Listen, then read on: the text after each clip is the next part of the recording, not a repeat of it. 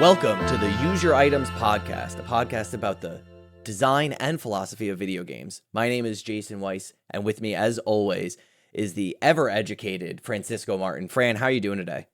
I am doing great. I am at a zen space. Absolutely no anger, no toxicity in my mind. I don't know what we're going to be talking about today, but I bet that I'm not going to get very heated about whatever the topic is, honestly. Well, I hope not, because today is our very first side quest. Maybe second if you count the Kingdom Hearts episode, but we're not. So we're starting a new series called Sidequests. Yes, you can save the applause for the end of the show, please. And we are going to be diving into a few new topics that are very closely related to gaming, video games, and the media space surrounding them. And so we thought, what better way to kick it off with everyone's favorite topic, toxicity in video games and the online communities that surround them. So we have, for the very first time on Use Your Items, a special guest, and our very first guest, Dr. Dillon Ludemann, a professor of anthropology with a focus on online communities at the University of South Carolina. Dillon, how are you doing today? I'm doing pretty well. There's this weird, I live down in South Carolina, obviously. There's this weird thing where every spring there's like pollen, but it's like to a factor of 1,000,000. So every day we wake up and our cars literally look like Cheetos. It's covered in yellow pollen. It's ridiculous. And I don't know if that's toxic, but I do know that what we're talking about is certainly going to be toxic. It looks toxic. I studied over in Atlanta, so yeah, I'm pretty familiar about it. Like the sewers, just having that like the Teenage Mutant Ninja Turtle ooze by Yellow. Yes. Okay, I'm glad I've got kindred spirits here. Definitely. Oh, wow. South is an alien planet, I guess. Jeez. Nothing like that in New England, but I think we'll start today off digging into definitions of toxicity. We're going to try to take this a little bit more as a dialogue, or I guess a trialogue. I don't know if that's a thing, but it is now, between ourselves and our guests in the topic space. Our guest, who is the expert in the field and has brought their expertise to the table, to the conversation. If you like the way this works, please let us know in our Discord. You can find the links in the show notes below. We would love to have you there, and if you're there, you can answer and ask questions to us for our upcoming episodes, just like many users did today for today's episode. So shout out to all of you who answered questions, asked questions. We will answer them for you today. So what defines toxicity, and where do we draw the line? I think that just as a caveat too, for my own research, I'm a linguistic anthropologist, so I study kind of anthropology in general, does a lot of kind of broad stroke examinations of human culture, right? It's literally the study of culture. And it's divided into sub 4 fields, and the one that I do all my bread and butter kind of work in is that of linguistic anthropology. So I look at the way in which people talk to one another. I'm less so of a linguist, so I'm not really studying grammar or syntax or morphology of words like that, but I'm studying things like toxicity. And to that end, my research specifically focuses on, right, it was already kind of introduced that I look at online communities, but I look at the politically incorrect board on 4chan. That is my data site exclusively. So I look at the way in which people already on a website that many of you may be familiar with as the place where the internet is born and simultaneously goes to die. I look at the way in which people are, right, jerks on this kind of politically incorrect space there. So toxicity is something that I maybe don't encounter explicitly. I mean, right, you can kind of make that definition one way or another. But I think that,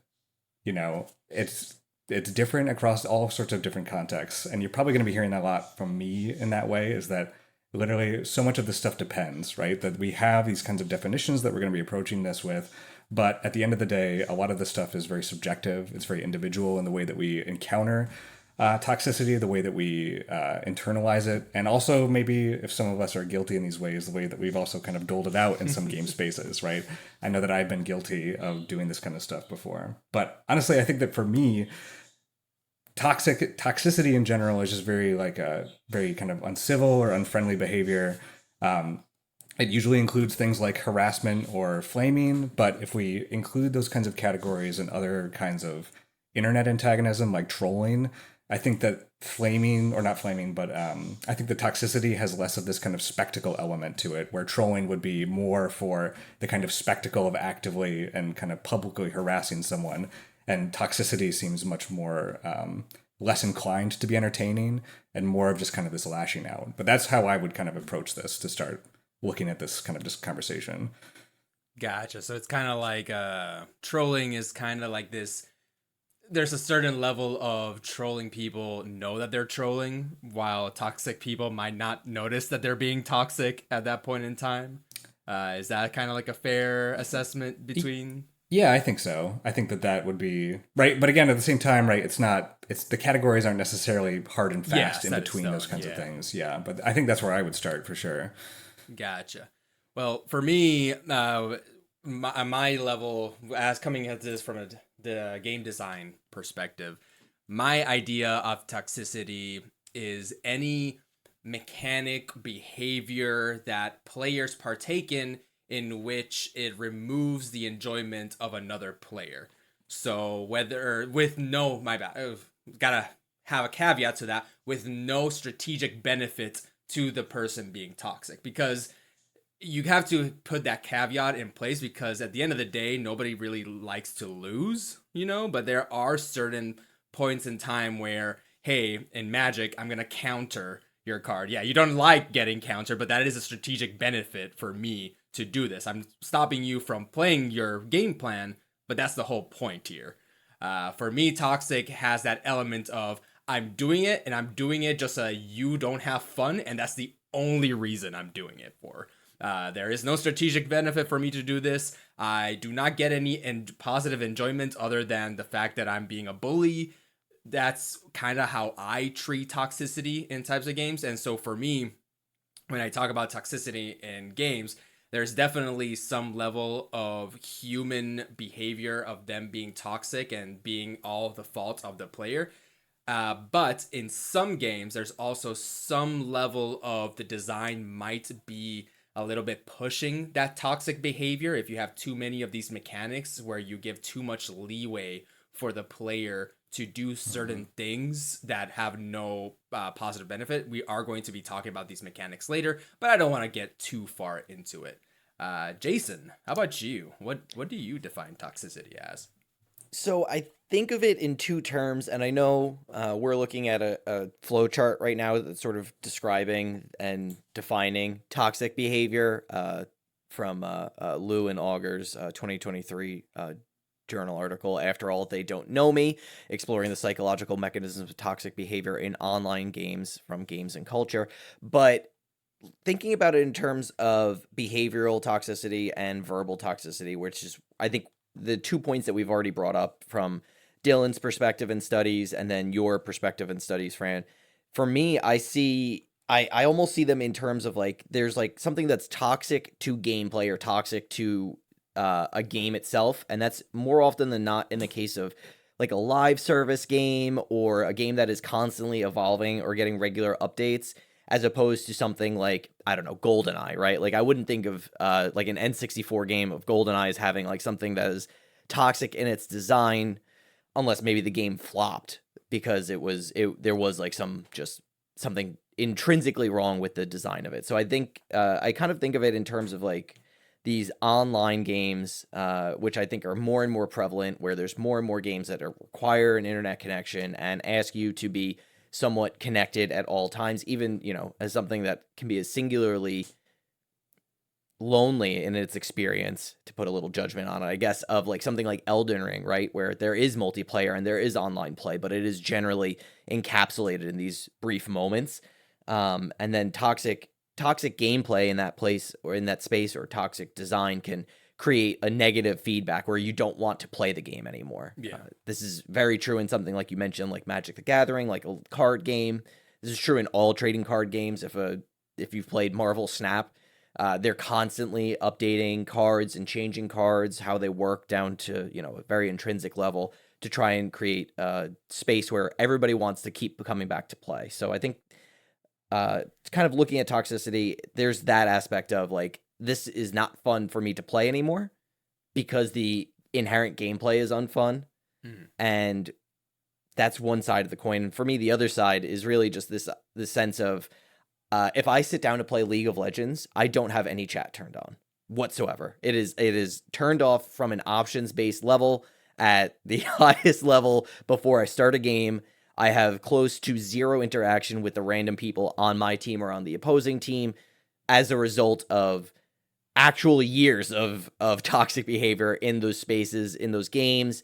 And this is true in World of Warcraft. This is true in League of Legends, particularly, which is a rather toxic game. Overwatch 2, more recently, and things like that, where there's just like a real unhealthy meanness. It's rather uncomfortable place to be, where your quality of gameplay is singled out by someone on either, in either side, either your team or the opposing team or something like that. It's usually in a competitive space, and it's just uncomfortable. It's just something that's constantly around, unfortunately, in basically any online game. I certainly don't feel like there's a lot of toxic behavior among Sims 4 players, but I could be wrong. I do think that there's a distinct part of this discussion that is really resolving specifically online culture, and maybe a spill out of this online culture. Does Sims 4 have a online multiplayer?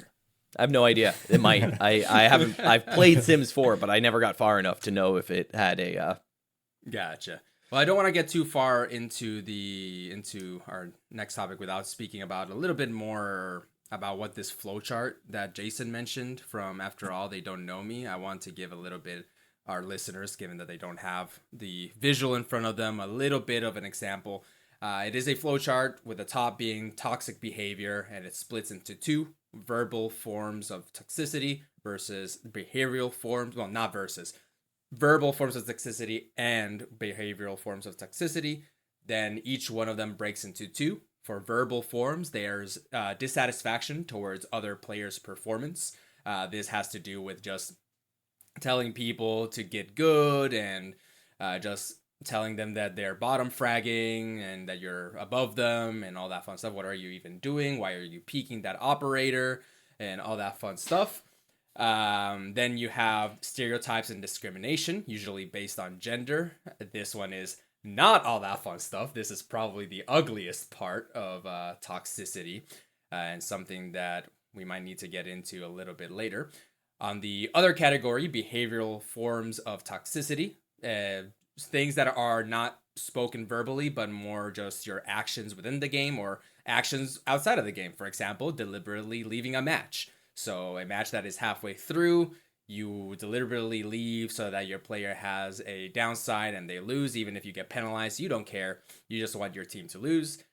In that same vein, intentionally disrupting other players, usually teammates. So it's doing stuff that would give away your position, giving items to the other team, feeding them is a big one, I know, in a lot of games, which means that you on purpose run to the other side to get killed so that they get more points. That is what the flowchart is talking about, and that seems to be what this Lu and Agur in 2023 gave as their like major overarching forms of toxicity. Yeah, and I think that's really I think that this flowchart in general is like a really good way of helping to kind of nail some stuff down.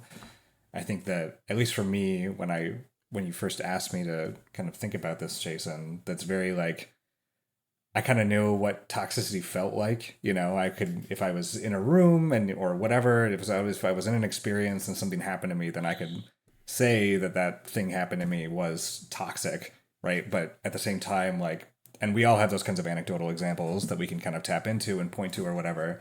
But I think that this flowchart, this way of categorizing as verbal forms of toxicity include this dissatisfaction, like telling someone to get good, or using these kinds of stereotypes and discriminatory language as another way of kind of defining this toxicity. I think is a really good way of kind of categorizing that. That again really kind of highlights the difference to me anyway, in my head, the difference between this and trolling. Because again, that there is, even though these things may be public, right? it is still toxic in a way where if trolling, it may be in like party chat or something where this kind of argument may take place. But with toxicity, it may be a personal message instead, or a whisper, where it is literally the only intention is to kind of be as vitriolic as possible.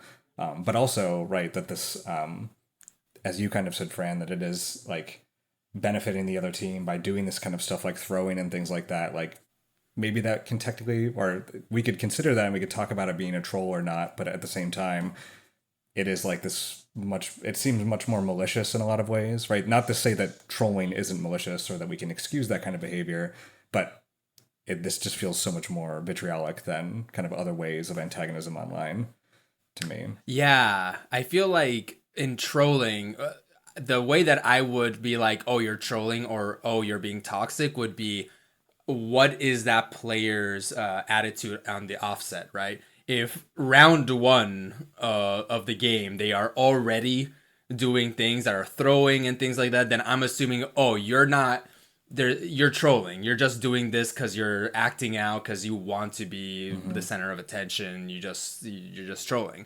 Where toxicity is kind of a gradual thing, where it has that abuser mentality of, oh, if you didn't do things wrong, I wouldn't abuse you, kind of deal, that is that abuser mentality, where as long as the team is winning, as long as everything is going exactly as you want it to go, then the toxic behavior doesn't come out. But once a teammate does something that you don't think is right, once it's not going your way, or even at the end of the day, maybe it's a player diff. The other team is just better than you, and you just start getting angry, and there's like this innate sense of anger that comes out that almost seems like like we were saying, kind of more primal and worse than trolling, because it's kind of like, I feel like the troller knows that they're trolling, and at the end of the day, it doesn't matter. It's still the same. It's still the same outcome. But at least in Toxic, it does feel like it is coming from somewhere deep inside them. That is something that is being brought out, rather than the troller, who is somebody who is on purpose bringing that out, rather than it's slowly coming out. I don't know if you all kind of disagree on that. Yeah, I would say I do agree. I think that it, just in terms of understanding and exploring toxicity a little bit further versus trolling, especially in the space of gaming, I think a couple things worth noting is that a lot of toxicity, and the reason why it is such an important topic in gaming, is because so much of it is actually just harassment, right? It is just verbal abuse, usually at the expense of minority, gender, and sexual orientation, more often than not. And so and the fact that the highest reported, I'm trying to, that teens and young adults tend to suffer this toxicity more often than other categories, likely because they're a larger portion of the community at large, especially online, that's a part of it. And so I think that just understanding this form of toxicity as well is that while trolling does exhibit this far more spectacle based behavior, toxicity on the sort of reverse side is far more personal in a lot of cases, and it's meant to deliver more derisive and personal affronts and insults.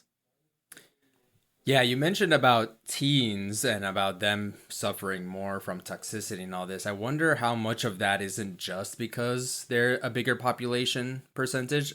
How much of that is also essentially the harassment, or just straight up the harassment of younger generations in spaces. Essentially, you hear this prepubescent like noise coming in, and you're like immediately, oh, this is a zoomer, and they're a kid, and they're a tween or a teen, and I'm gonna bully them because I am the anonymous adult, and I can get away with, because I have more power than them outside of the gaming sphere, so I'm gonna have exert that same power in the gaming sphere as well.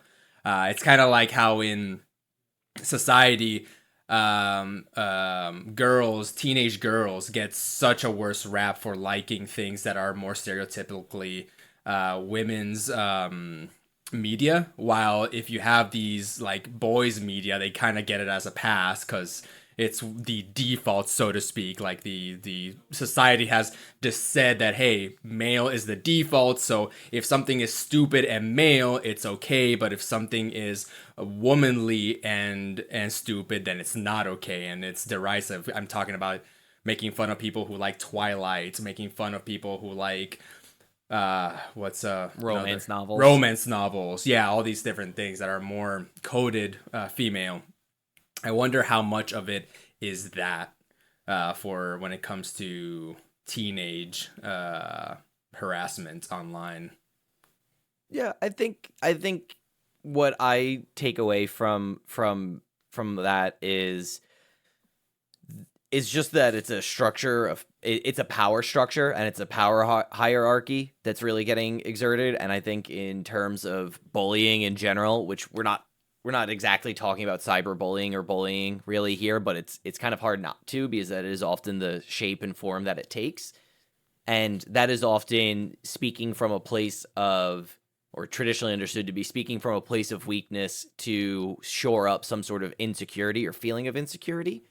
And I wonder how much of that is actually true for people who experience toxicity or had a moment, felt like there was a moment that was toxic in a game, and if it was from a place of insecurity on the perpetrator's part, or if there's something to this idea of like this baseline of meanness, or maybe entitlement is a better way to look at it, from this position of online anonymity, which I think is also at the background of this conversation as well, where we're in where we are in these positions where we are virtually totally anonymous outside of the few of us who have sort of some sort of content creator, online personality, something like that. But for the most part, we are all entirely anonymous, and this sort of ancient, I guess, philosophical debate of, how would you act if there were no repercussions to your actions, right? And so I wonder if that idea of bullying and that idea of speaking and acting from a place of insecurity and trying to solve that sort of that self-insecurity, that self-weakness, and is more at play, or is it more of a sense of entitlement of, I deserve to win this game because I play X hours a day, I play X hours a week, I'm this good, I'm gold 5, I shouldn't be losing to silver 5s or something like that, where there's this sense of, it's not me, like you said, it's my teammates. If everything went according to plan, it's almost not the threat of toxicity. It's, I'm entitled to win. I see this a lot in Magic the Gathering communities and stuff like this, where it's like, I deserve to win because of X, Y, or Z. And it's the deck's fault. It's my draw's fault. It's my opponent's fault. It's anyone's fault but mine, because I was entitled this win. And so I wonder how much toxicity comes from this place of entitlement, where if everybody got to win every game all the time, would they be toxic?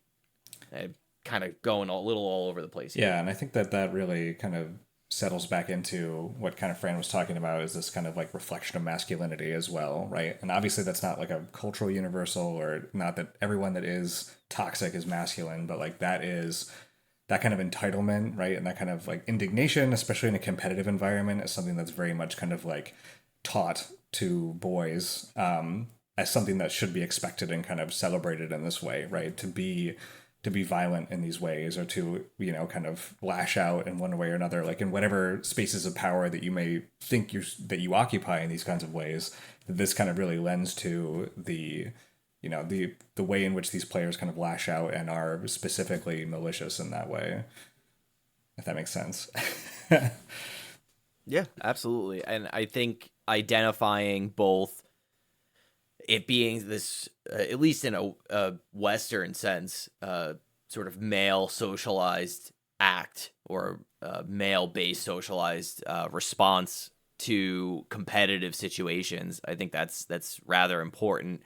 And in that same vein, it's often against women and people of marginalized gender or sexual orientations suffering this, and it tends to be insults or claims of quality of play and things like that in that same space. And you can see the reverse happen as well. There's certainly more than a few TikToks and videos and content creators out there that are women that are quite good at their game, and they make it's almost like a part of their content to make men who are being toxic in games look bad by beating them, by showcasing that they're acting from a place of ignorance and things like that. So there's I think a necessary amount of well, I guess I should say that gender necessarily is playing in this space for worse almost always. And I think that's absolutely at play here. I want to go back to something that Jason mentioned, because one of the things I wanted to talk about or ask while we had Dillon here is online anonymity, and how does that affect toxicity or trolling, or how does it just affect relationships in online communities? Because there seems to be this prevalent idea in most people's minds that this toxic behavior is enabled through anonymity, which essentially, if people knew who you were, you wouldn't be acting this way. The thought is that if there's no consequences for your actions, you're more likely to indulge them in less savory practices. I wonder, do you know, is this actually true? Is anonymity a requirement for these things? Is it just a one ingredient that just boosts it, but it's not really required? Or is it just there's no correlation actually? Like, this is something that people just we've done the research, and apparently people are just as shitty if they're anonymous or if they're not anonymous. Well, I think it's weird, right? Because I literally spent God knows how too long studying an anonymous environment online. And I think what I've come to kind of understand, and maybe we can talk about the way that this can be kind of looked at in video games or whatever, but I think that the kind of second answer that you gave is that it's like it can be used as this kind of like tool to amplify the opportunities that people may take in order to take advantage of this stuff, right? To say that it doesn't exist and that there's no correlation feels naive to me, right? Like it feels very knee jerk, where it's like, yeah, of course, this kind of thing, right? Because Jason, right, it's like the ring of Gyges is like what you're mentioning, right? So it's like, if you have this ring of invisibility, like what would you do, right? It's like a myth that is circulated. At the same time, right, I don't think that we can say that it's entirely based on and entirely because of anonymity, right? It's like people are still, and right, we'll get into these questions later, right? Like, what does it mean to, how do we talk about trolling or trash talking in offline environments, right? There's no anonymity that exists in there, but it has this social space that makes it more permissible, right? Or kind of expands the range by which we are able to tolerate these things as kind of participants in a conversation. So I think that, to kind of just go in the medium part there, that it is this kind of amplification there.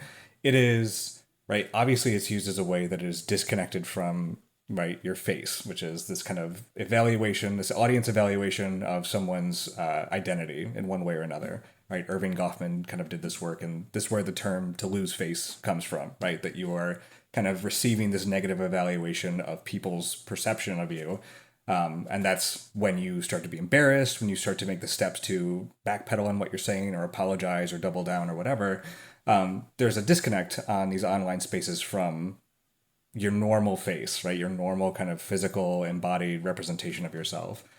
But I think that that isn't to say that there aren't social consequences that don't exist in these kinds of spaces, right? That there are still, and as ineffectual as they may be, right, which I think we're getting to later on in this episode, right, there are tools in which we can use to mitigate or kind of fight or resist these kinds of acts of toxicity there. But there's still a kind of social consequence that is existing in that kind of spot.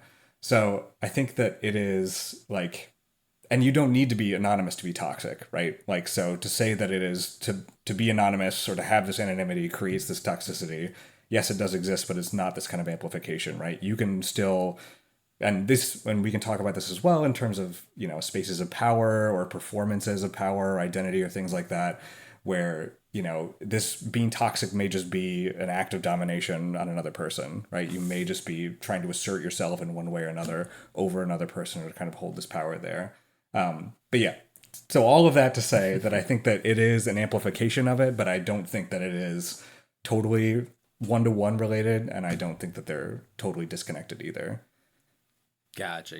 Yeah, that's what I assumed, but I always want to hear from the experts to see where my biases lie, and so yeah, thank you for that. Yeah. So what do you think then? What's your opinion? I think that that's about where I land. Magnification. I think we've seen already enough toxicity on like Facebook whenever you do have your name tied to it that kind of disproves that it is a requirement. But it seems like it is such a, I guess, like you said, it would be kind of naive to think that there is absolutely no correlation. I guess anecdotally, I have seen people be more toxic whenever they're anonymous than whenever they are not anonymous. But yeah, I guess that's pretty much where I where I land, right? Like it's a magnification for me personally, and I think that since it's a magnification, at the end of the day, it is to be mathematical in engineering, and it's a mathematical formula where you multiply this times this times this times this, and you get a level of toxicity in, I don't know, whatever units and acidity or whatever. And so I do think that anonymity times what type of game it is times are you playing in casual queue versus competitive queue, there's a few levels that you can add, a few things that you can add onto it before it becomes more of a boiling pot of like explosion and toxicity, and this is just one of the elements of that equation. And especially in games, because in games, I can't think of any game in which you are forced to use your real name to play, right? I don't think that game probably would do very well. People like their anonymity online.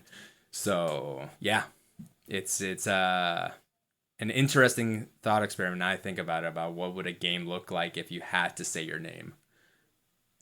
Well, that was the promise of Web3, wasn't it? I guess we could store our identity on the blockchain, and if you were toxic online, you were toxic on the blockchain. I think it's an interesting idea. This idea of anonymous toxicity versus like a tied identity to your toxicity, and of course they exist in both spaces. Like we've all seen and sort of pointed out.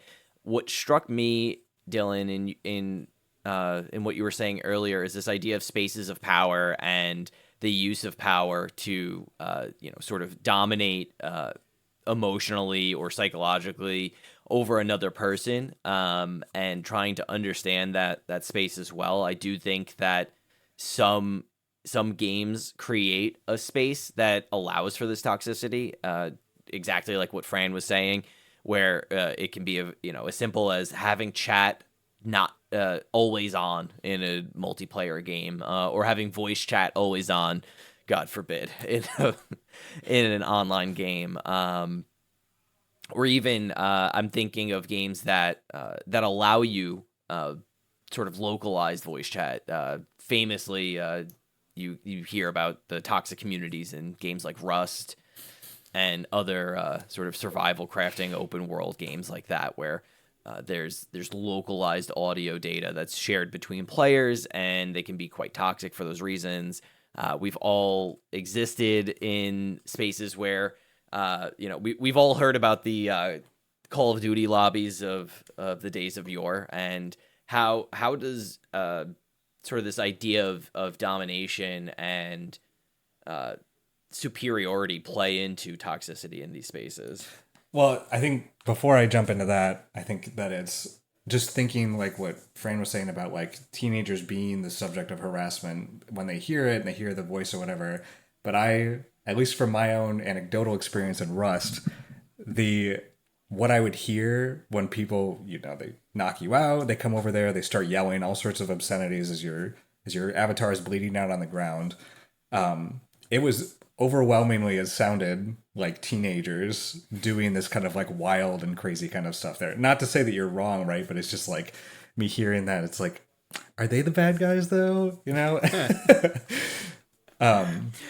There is a level of that. Yeah, I can definitely see that where if you teenage just growing up whenever you're a teenager is such a difficult time in your life. You're trying to figure out yourself. You are have all the responsibilities of an adult. Well, you're starting to receive these responsibilities of an adult without having the powers or the not the powers, the Privileges. benefits, the privileges of being an adult. So you're kind of in this flux of being an adult but not being an adult, and maybe online in video games is a way for you to reclaim or claim your power of saying, hey, I'm gonna be an adult, as in not as in this is how adults act, but an adult as in level of power and level of respect and level of, hey, I'm going to reclaim this thing that has been taken out from me in real life because I'm a kid, and I'm going to now force everyone to essentially, you're gonna listen to me be toxic, I guess. Like you're gonna submit to me. Yeah. So yeah, I wouldn't be surprised about that. Sorry, what was your question before, Jason? Sorry. Oh no, I think I feel like the thread's moved on. But speaking, but in that's in what Fran said, I'm struck by this idea of reclaiming power and reclaiming agency in a really big way, because a lot of it is either coming from a place of I have beaten you. Right. And so this is kind of like the teabagging of it all, if you will. Right. Where it's like, I've beaten you and I'm going to, in a way that is widely considered to be toxic, show that off. I am going to stunt on you. I'm going to show you that not only have I beaten you, I have time and space to kind of really rub your face in it, which is, in professional sports is just considered poor sportsman-like conduct and stuff like that. And in video games, in some spaces is rewarded, right? And maybe not teabagging specifically, but certainly there's more than a few times. I'm sure you've seen this in Valorant, Fran. I see it in Overwatch all the time when, for instance, if there's a very good player who happens to be running around, just absolutely top fragging in a game of Overwatch, they might get play of the game at the end of the game, and you can see them like waving or emoting at the end of what they just know for a fact is going to be play of the game. And it's like, is that a toxic behavior? Is that their right as the best player in the room? I mean, I think in some cases, like, we should celebrate our successes, right? And I don't want to tell anyone not to pop off if you just, went through this grueling thing. But then again, there's a big difference between I just won Worlds and I'm popping off, and it's Tuesday night in Overwatch quick play, and I've somehow managed to smurf my way into a weaker lobby than I maybe should be. And if you're listening and you're not familiar with some of these terms, smurfing is just creating a new account where you don't where none of your record is tied to it, so you can kind of play with noobs. You can play with new players and kind of show off on them and just generally crush them. And then top fragging is just getting the most kills, doing the best in a lobby or something like that. Yeah, I think definitely. Sorry, no, you go. No, go ahead. You sure? Oh boy. Okay. Standoff. So I'll edit that out. That's fair. Thank you. I think just with that, right, like seeing the Overwatch play the game and having them emote at the very end, right, as like this kind of like self-satisfaction of like them just kind of baiting this kind of stuff out. I think that this is where a lot of stuff, like where anthropology annoyingly kind of like likes to focus in on, right? Because maybe not annoyingly, but there is the way that we can tell this kind of stuff here, right? Because toxic is like an identity trait. Toxic is a behavior that we can recognize, that we can engage with, that we can point to, that we can evaluate. But at the same time, right, how do you know what is the difference for any of us here? What is the difference between someone being proud of what they've done and someone being arrogant about what they've done, right? So like what are the little things that they do in an interaction that allows for us as people who are kind of mutually comprehending what's going on here? How do we identify what those things are, right? So like this, to me, someone who is doing really well and doing that emoting, to me, I see that, right? Because I played Overwatch before. I see that as like, oh, yeah, that's fair. Like, that's kind of funny, right? That's like, someone snuck in, they had this like very obvious play, and people were just so tunnel vision that it's just like, they just got dosed and they just do the emotion. It's like, okay, like, that's fair. You got us. Like, I never really feel that like tilted, right? I never feel really, I don't feel that. I feel like that's a toxic behavior for me. I think they may be a little arrogant, right, in that way, but at the same time, like, acknowledging that confidence that they did do a good job, right? That even, and this may just be a habit that they're doing it too, right? Like because they're, for every time that they do that, there may be another time or a few times where they also do it and it doesn't pan out, right? So does that turn into it being toxic if you're kind of presupposing that this thing is going to happen all the time or whatever?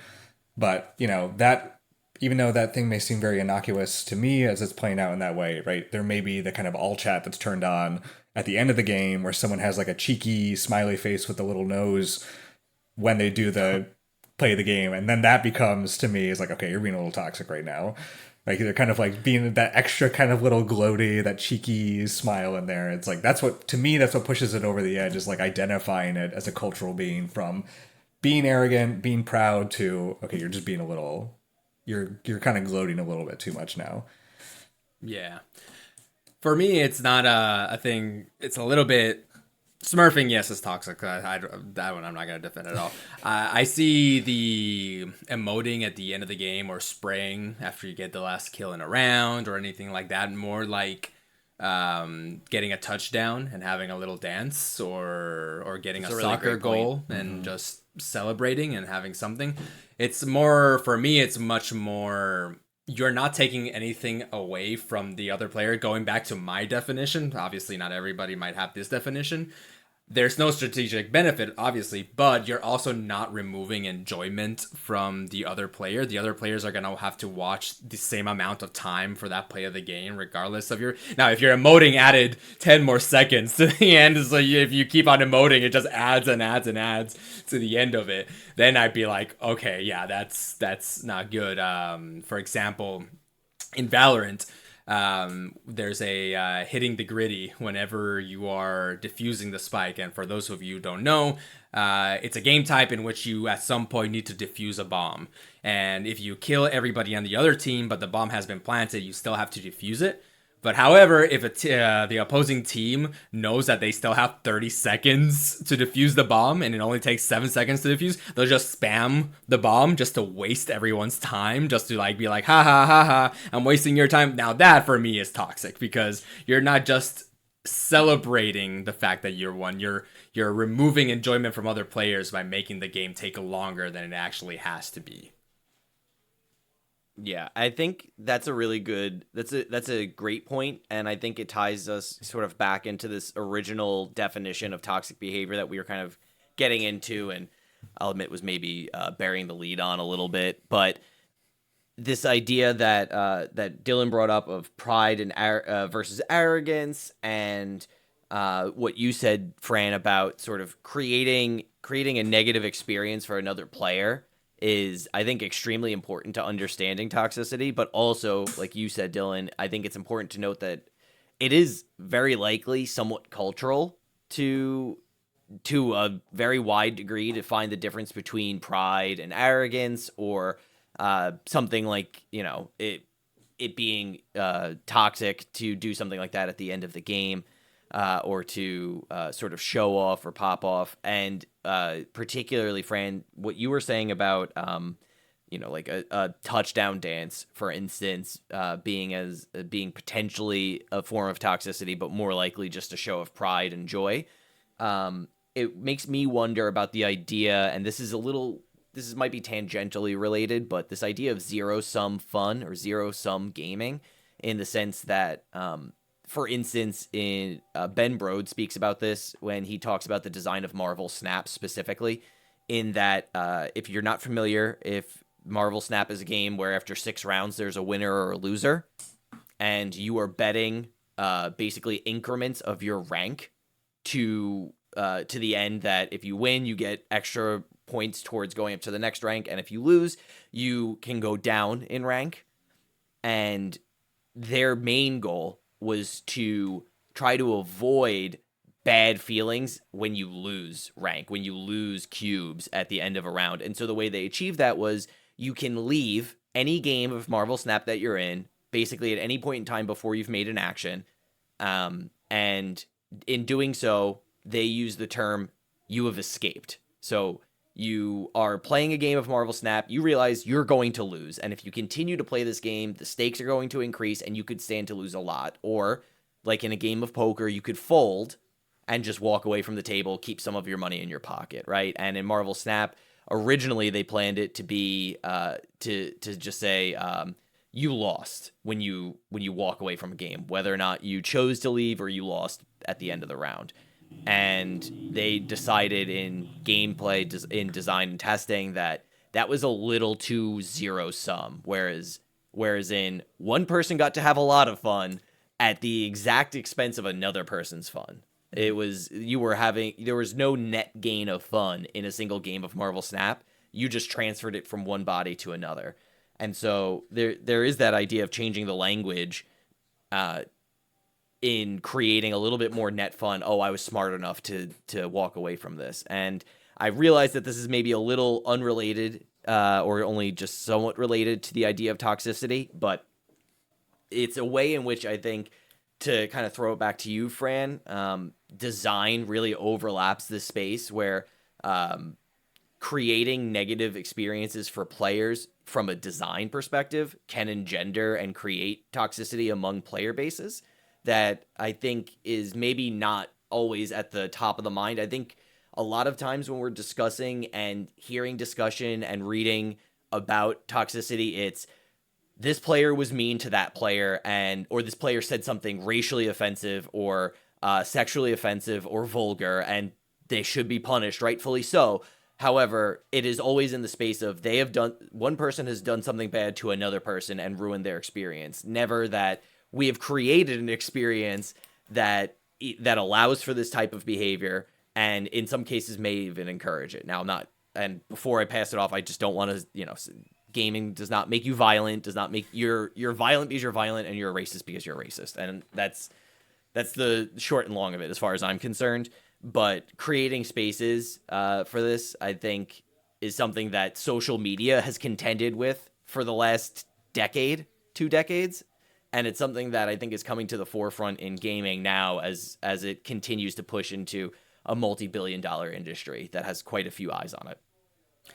Yeah, I don't think that's tangential at all. In fact, we're going to be talking a lot about, or let's actually talk about it now. Let's just do it. Let's just do it. We are going to be talking about what game designs could be construed as toxic if not handled correctly, and what designs we can put into games to mitigate toxicity. And that is a great example of one. Reframing or adding new language as to how do you say things, or how do you say you escaped versus you lost. So that is a very good way of, just through language, through design, to mitigate some of the toxicity that could happen. But before we get into that, let's talk a little bit about a grab bag, essentially, of ideas about which designs, anecdotally, I consider toxic / if you just put them into the game without a real reason for it, it could make your game more toxic than it has to be. And so I wanted to go through some of these, and you guys can bounce back and say yes, no, maybe, and all that fun stuff, because obviously everybody has different relationship with toxicity. So the first one, and I think one that is very close to a lot of people's hearts, is friendly fire. So for those of you who don't know, friendly fire is the mechanic in which you can accidentally or on purpose shoot your teammates and deal damage to them. So you can kill your teammates. back in the day, I think this was a lot more prevalent. Like practically every single day game had friendly fire, even if there wasn't any reason for there to be friendly fire. Nowadays, it is a lot more used pointedly. I know that. What do you guys think? What do you guys? Does friendly fire? Yay, nay, toxic, not toxic? What context can it be toxic? What context can it not be toxic? I mean, for me, I'm just seeing in the notes that we're talking about Helldivers, a game that's close to our hearts, right? But literally one of the tooltips in the game is when you're dropping down to the mission, it just says friendly fire isn't. And that's the sentence, right? So I think that this is at the same time though, right? Because as you're saying, right, there's no mechanical benefit to being able to damage the people that you are cooperatively engaging to achieve an objective or whatever, right? You're all trying to have fun together. But at the same time, right, like I think that in a game like Helldivers, that at least for me, right, my own anecdotal there, that it feels like it feels natural for it to be part of the game, right? But like I'm thinking of like another squad kind of shooter like Deep Rock Galactic. It doesn't really feel like friendly fire should be a thing in that one. You know, like to me, it feels like the game would be better served to not have friendly fire in that way. But that's just me. Yeah, I think that Helldivers and Deep Rock Galactic, I was actually gonna bring that one up as well, and I think that's some big caveat with Helldivers and Deep Rock Galactic is that it's a co-op 4-player party system, so you are barely ever playing with strangers. Maybe every so often you might get one or two. You might go into public and have some. So, but usually you know the other players and you're playing with friends. And in those scenarios, I feel like friendly fire is a lot more fun because there is that prior relationship in that if you shoot somebody dead, as long as you're not being annoying, you can be like, what the heck? Why did you do that? Oh, you were being dumb. Ha ha ha ha. When we're just, fun among friends and whatnot.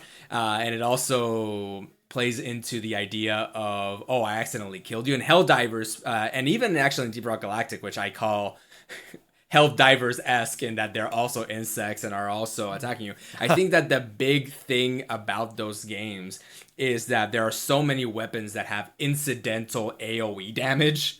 And that's where it comes in. And that's why AoE, friendly fire is, AoE, by the way, is area of effect.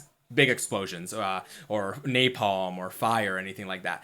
And in those games, it's a lot of fun to be killing a lot of monsters and accidentally kill a teammate and be like, oh, you burned me, oh, you were in my fire, oh, and it brings out this relationship and this more storytelling type of thing that is kind of also kind of like in D&D where you have a cone of attack and your teammate is in that cone of attack and you're like, well, you were in my way and I had to kill them. Whoa. So there is a little bit of leeway, I feel, for Helldivers and Deep Rock Galactic and essentially just co-op games in general to have friendly fire. I think that's a really great point, and all I would add on is that, and Dillon was alluding to this, is that Helldivers 2 especially, friendly fire is on specifically because it makes a lot of narrative sense for it to be on, and it makes a ton of design sense for it to be on, as it is very much an over-the-top sort of parody and satire on very much American Western expansionism and imperialism to, the smallest degree. So I think it makes a lot of sense for that game to be on, and yet it's generally perceived to be a not toxic sort of game space as opposed to League of Legends or Rainbow Six Siege, which the Anti-Defamation League notes are arguably the two most toxic games per their data. But I think in Helldivers' case, it does make some sense for it to be on because it narratively plays out how you expect a game that is so much about that is so much about the sort of super patriotic, jingoistic military of it all. and is about expansionism and imperialism like that, for it to be on the all of that makes a lot of sense narratively and mechanically as well, with the way that you're calling in stratagems and stuff like that. But I do think overall, I would agree that friendly fire is, for the most part, I think in 2024, in the 21st century, most of the time that you see friendly fire is because you are in a game that is exclusively selling itself on realism. And therein, I'm thinking of something like Escape from Tarkov, where you can drop in with friends, you can play with friends, and you can absolutely shoot each other and kill each other. And again, to your point, it's fun with friends. It's you're not lobbying, you're not in quick play or something like that. And I think just to go off of that as well. Well, actually, my first question is: does Rainbow Six Siege have friendly fire? I'm not sure off the top of my head. I would guess no. Yeah, I'm not sure. But point is though is that like I think with Deep Rock and with Helldivers too, I think part of that kind of almost like a mitigation of like the what being toxic and team killing or doing team damage kind of entails is that there's like a very strong community that exists outside of the game as well, right? Like there are like, you know, you encounter a Reddit thread or something on Twitter or whatever, and someone randomly says like, "Did I hear a rock and stone?" And then there's like 40 people that are all kind of like doing this rallying cry, right? And I think the same kind of energy is there with games like Helldivers 2, right? Where it's like for democracy, right? Or like people are just aggressively posting Starship Troopers gifs now, which I love. Like, so there's like all this kind of like other kind of, and like the devs are really interested in like maintaining like kind of naturalizing the inevitability of team damage, right? Of friendly fire, either making it narrative sense as we have with like Helldivers, or just like that this kind of like weird joviality that kind of exists with something like Deep Rock Galactic. And obviously, like you said, Fran, they're both co-op games. It's like if you're playing with people who you know are your friends, you're like more inclined to kind of like, you know, either expand the range of what you define as toxic because it's just like, oh, it's just what they do, right? It's just their personality trait or whatever. Which may be another thing too, is like the distance between, right, the toxic act and how well you know that person. But yeah, I think that the community involved in kind of excusing that behavior, well, maybe not excusing, but like, you know, celebrating, I guess, maybe that kind of approach.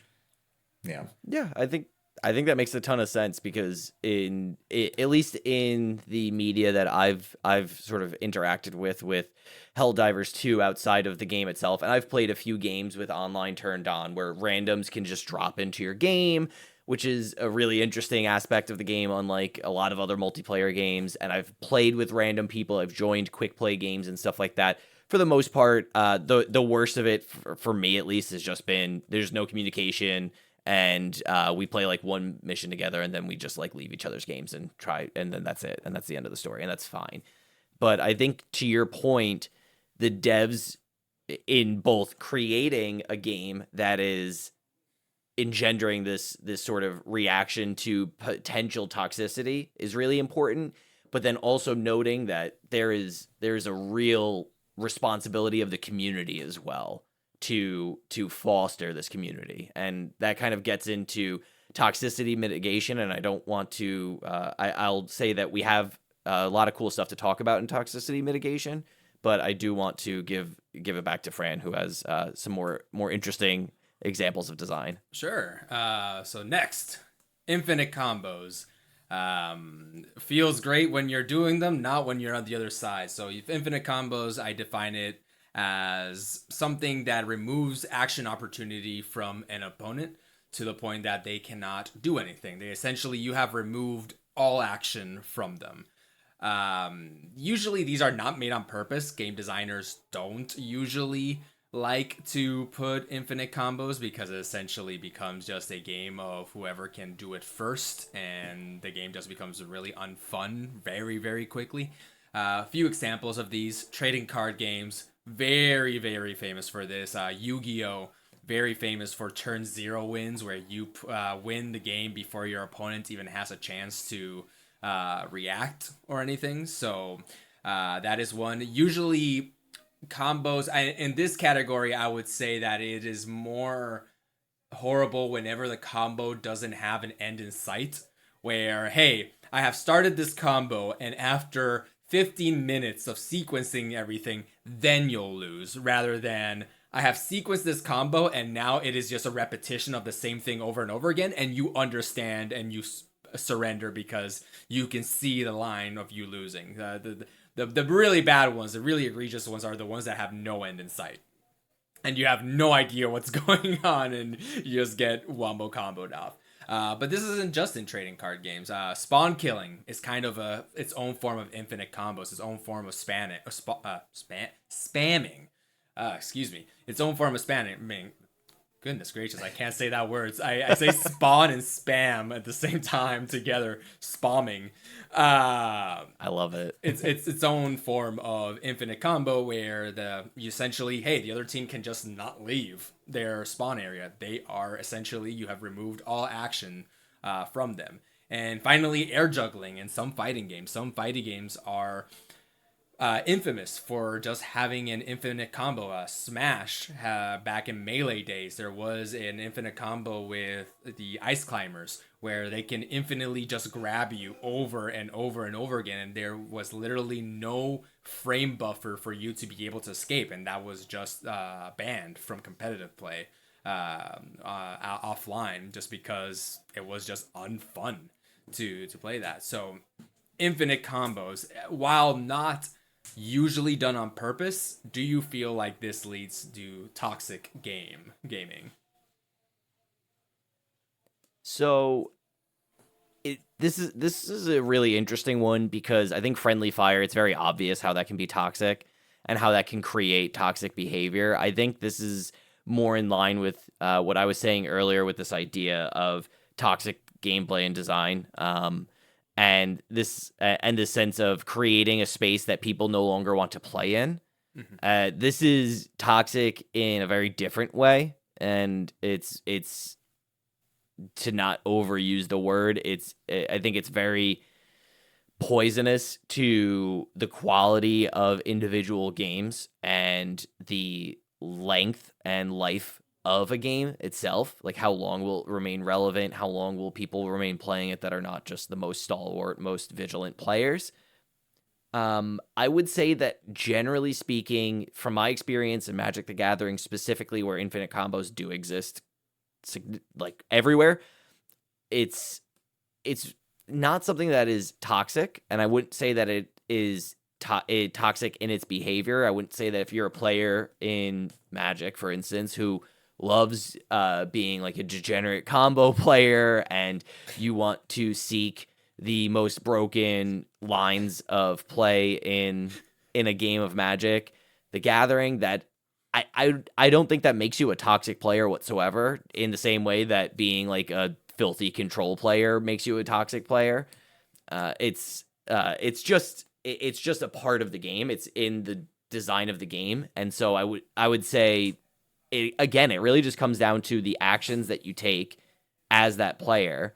I have had people in a trading card game where, if I'm being comboed out on or something like that, like that's it. Like, I signed up for this game experience, and I can choose to I can choose to not be involved in this game experience as well. So I don't know. I guess to me, I don't see this spawn killing again. Like, I mean, I guess I'm having trouble with the spawn killing idea, and I'd love to hear your thoughts on it, Dillon.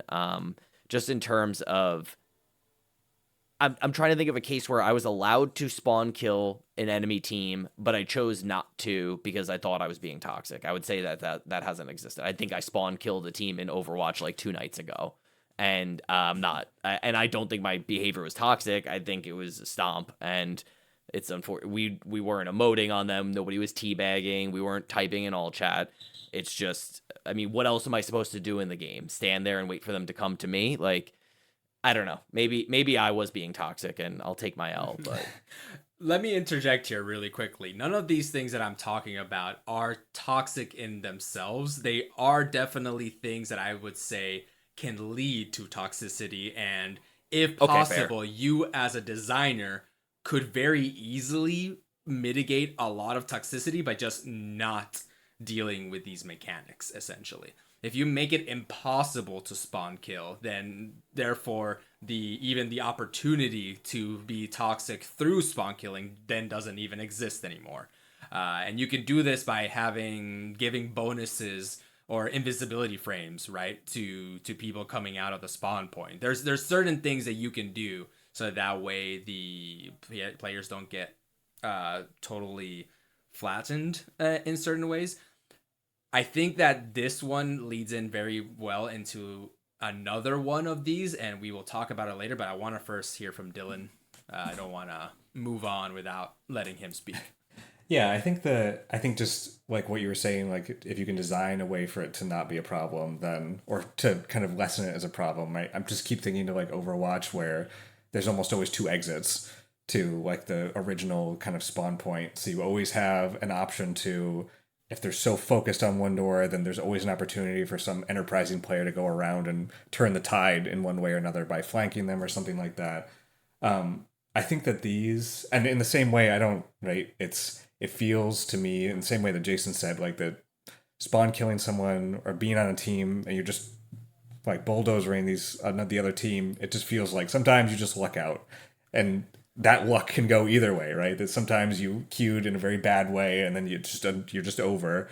And then, right, sometimes it's the other way around. But I think that a lot of these other things, like you're saying, they're not necessarily toxic in and of themselves, especially in things like fighting games and trading card games, right? If going infinite in one combo in Magic is the hotness, then if people are going to go to tournaments and they're going to go to win and that's good, then they're going to do it, right? So I think that there's like that other element that we need to consider in some of these ways, where like if it is in a competitive environment, right, if there's like prizing on the line, then right, is running an infinite combo when it's good in Magic toxic when you're playing for prizes or something like that. And in the same kind of way, right, like abusing mechanics like the chain grabbing, like you were describing in fighting games, you know, if there is a prize on the line, right, then like it would behoove a player who is interested in winning to use the tools, whether or not the developer intended on giving them those tools, or exploiting those tools in that kind of way, to not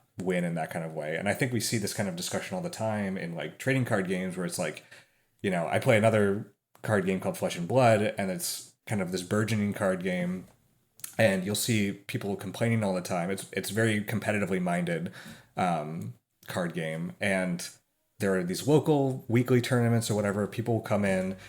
It's a game that very much rewards familiarity with your deck, right? It's not necessarily buying certain kinds of cards, but it rewards this kind of player skill and repetition. And it'll be like, well, why can't we just have a casual, not rules level enforcement, right? Where there's the rules level enforcement's really much lower, or that the decks are not allowed in certain kinds of ways. And then people respond to that as like, well, I wouldn't go to that. It wouldn't fire because no one would want to show up, because it doesn't necessarily matter that there's no prizes, but like if these things are specifically geared towards a more casual kind of environment, and these people that are approaching this are more competitively minded, then they're not going to be drawn to, you know, playing in that kind of game, though. Yeah. So in that sense, and I think that's a really good point of, you know, the player when there's a prize or there's some sort of value on the line is going to necessarily tend towards increasing their odds of winning any way possible. I do want to kind of bring it back into this idea of toxic behavior and versus toxic design, and sort of see wherein that you can, I guess, can you have, and that's kind of what we're getting at, are these examples of toxic design mutually exclusive from toxic behavior? Because like if we're talking about, you know, this is a toxic, you know, this is a conversation on toxicity. I don't think the player who just had, you know, an infinite combo or got air juggled or chain grabbed or spawn camped is going to have the same emotional response as somebody who was racially insulted, right? Or was maybe both are the result of quote unquote poor gameplay or not being skill matched properly to your opponents. And creating the scenario, but there's a very big difference there, and I don't want to obfuscate or maybe confuse the conversation, because I think it's really important to talk about this idea of like toxicity as a design problem and as a developer problem. And I don't think, because like it brings up the conversation of, can we design out toxicity? Is it possible to design out toxicity? Versus my own teammate, insulted me on a base human level because of the way I performed in a fucking video game, right? Like and so I don't want to lose the thread, but I do think it's quite interesting to kind of see how the word toxicity gets kind of used over and over again in this space as well. Yeah, I see where you're coming at here. At the end of the day, we're talking about these designs, and these designs are maybe a much more cold scientific my engineering brain trying to focus on design, when at the end of the day, or more rational way of looking at toxicity, when at the end of the day, toxicity can be completely irrational, like you were mentioning about gender and race and sexual orientation. At the end of the day, it doesn't matter if a game does or does not have an infinite combo. If you're a racist, you're gonna find a way to be a racist, regardless of what the game is. What I'm trying to, and maybe this is completely erroneous, but I try to push for these things as a designer, is if toxicity is a level of, as you're playing the game, as things aren't going your way, you tend to become more and more toxic. How do we make it so that things go more your way? Not because you're a special snowflake and we want the toxic player to be better, but because there are 5 other people that I am worried about. If I can just make the toxic player, the potentially toxic player's day a little bit better, and that makes it such that the 5 other people don't have to interact with that toxicity, I personally find it as a win. Maybe that's too much of a naive way of seeing things, of maybe giving the bad guy a little bit of what they want to save the good people. But at least when I try to attack these design problems, I try to think, whenever I'm trying to think about these competitive and these multiplayer mechanics, I try to think, okay, what is the reason for this mechanic? What happens if this mechanic doesn't exist? What if I take this mechanic to its natural conclusion if I am a bad person? And what can I do to remove that, so that way there's less likelihood for somebody to be bad? And if there's less likelihood for somebody to be bad, then that makes a better game experience for the rest of the players. I'm more than open to hear you guys say, hey, I don't think we should be nice to those bad people. That means being good to the, like, but maybe they're assholes. Let's just ban them. And it's like, hey, yeah, that's fair. We could find a way to ban them. Let's do it. It's almost like it sounds very similar to like the idea of we don't negotiate with terrorists or something like that, right? Where you're suggesting that if we improve the general player experience, I can mitigate the chance for toxicity, because the average player is going to feel better. And that seems like a natural thought as well, but I do wonder. I'm drawn to the sense that, according to some statistics, League of Legends and Rainbow Six Siege are arguably the most toxic games on the internet. So why is it that League of Legends is a more toxic game than Overwatch 2? And I think, to your point, that absolutely comes down to a series of design decisions that have created this cascade of results that League of Legends is such the game that it's going to engender this experience, as opposed to something like something like Overwatch 2, where maybe it's the match length, maybe it's the algorithm that's linking ranks together or something like that. So it's an interesting idea, and and it makes me also think of stuff like levers queues and like reported player queues and stuff like that. So I don't know. It's Yeah, at the end of the day, there's a really popular YouTube series by Innuendo Studios called the Alt-Right Playbook. And it's really good watch if you want to look into the mind of somebody who is trying to be who is an anti-fascist and is trying to fight against these ideologies and everything like that. And there's one video where they talk about I think the video is called "The Cost of Doing Business." And it is this idea that you have this alt-right person coming to a college campus to say things and to have a open conversation, say racist stuff and all these different things, and having a lot of people be like, okay, we understand what you're trying to do here. You're trying to like rile us up, and that's what you want, so we're not gonna do it. We're gonna let you say whatever you want. We're not gonna give you your you're gonna have your platform. We're gonna ignore you completely. But the problem with that is that if you ignore it completely, then you give the person to the platform to say whatever they want. And the example that they give is, what if they say something like, oh yeah, all Mexicans are illegal and we should deport them all and we should actually have physical violence against these people. Yeah, it's easy for people who aren't minorities to ignore that, but if you're a minority who is getting literally like vocally attacked by these things, then it kind of behooves you to be like, no, we kind of have to like strike against this. We kind of have to protest this, even if that's what they kind of want to get like national attention. It's just as bad, if not worse, to just let them do whatever they want.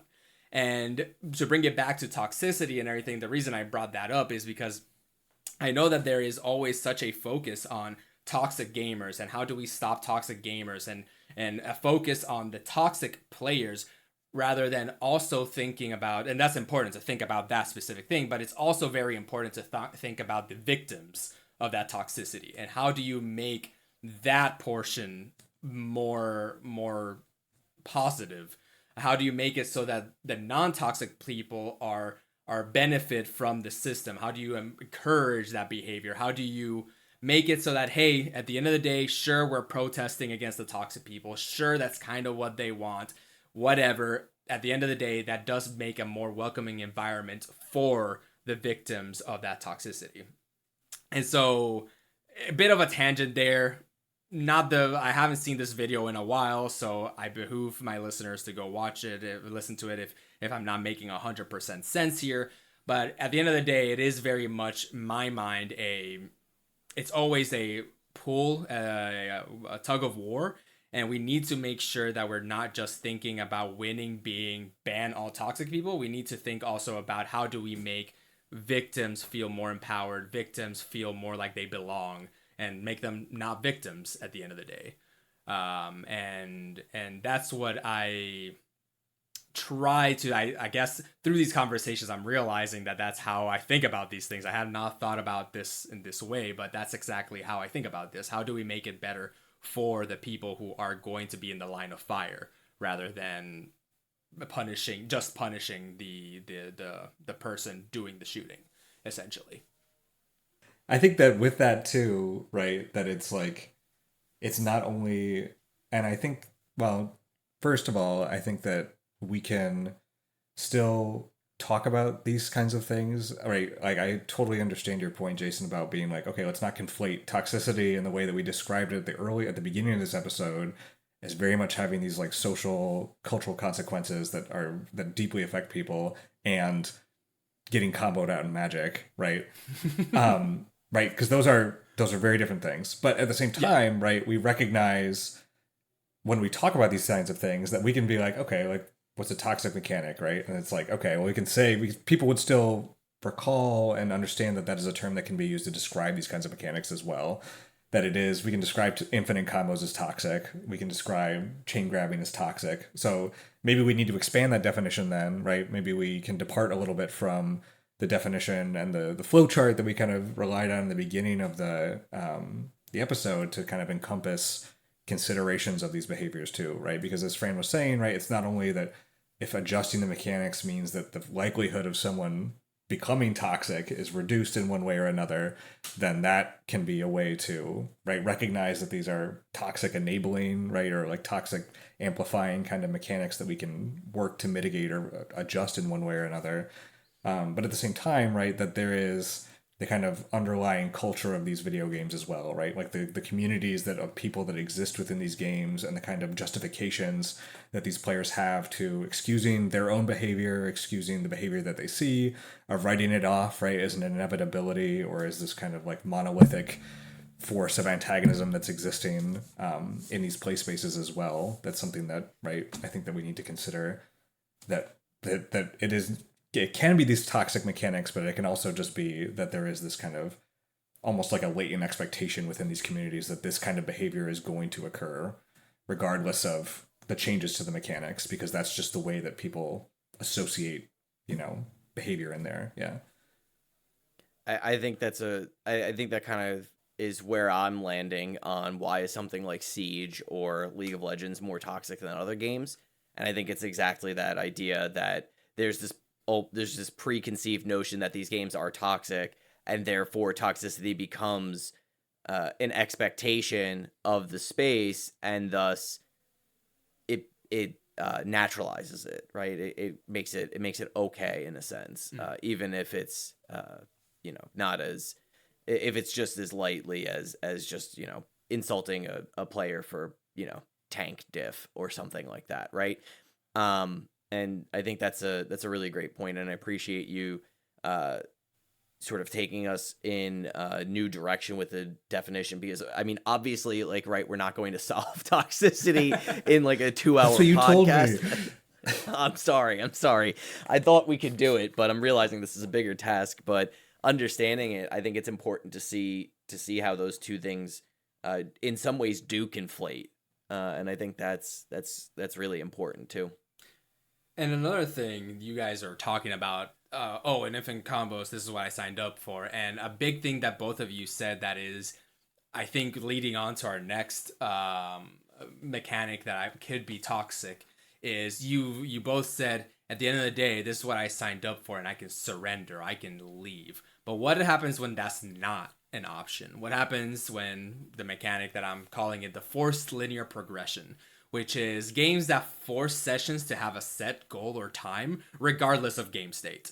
The idea is that even if there's a clear winner, even if you are so far ahead that there is absolutely no way that you can catch up, the losing team is forced to continue playing. By this, I mean traditional sports that don't have a mercy rule.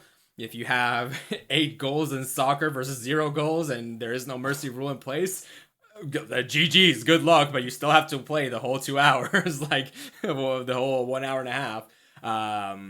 League of Legends. What's up? 8 goals. 8 goals. Oh my god. League of Legends having a minimum play time until surrender. So essentially, I think that this has a pretty big idea of games in which they don't let you surrender, and you just can't leave. Because like we mentioned about deliberately living the game can be toxic because you're making the team lose more. But what if you're just having a really bad time? Your team is berating you. You're just having a bad time against the other team. You're just not feeling it, and you just want to leave. Some games punish you for leaving. Some games say, hey, this is a team sport and you need to finish the game because it affects everyone. So we're going to punish you if you leave.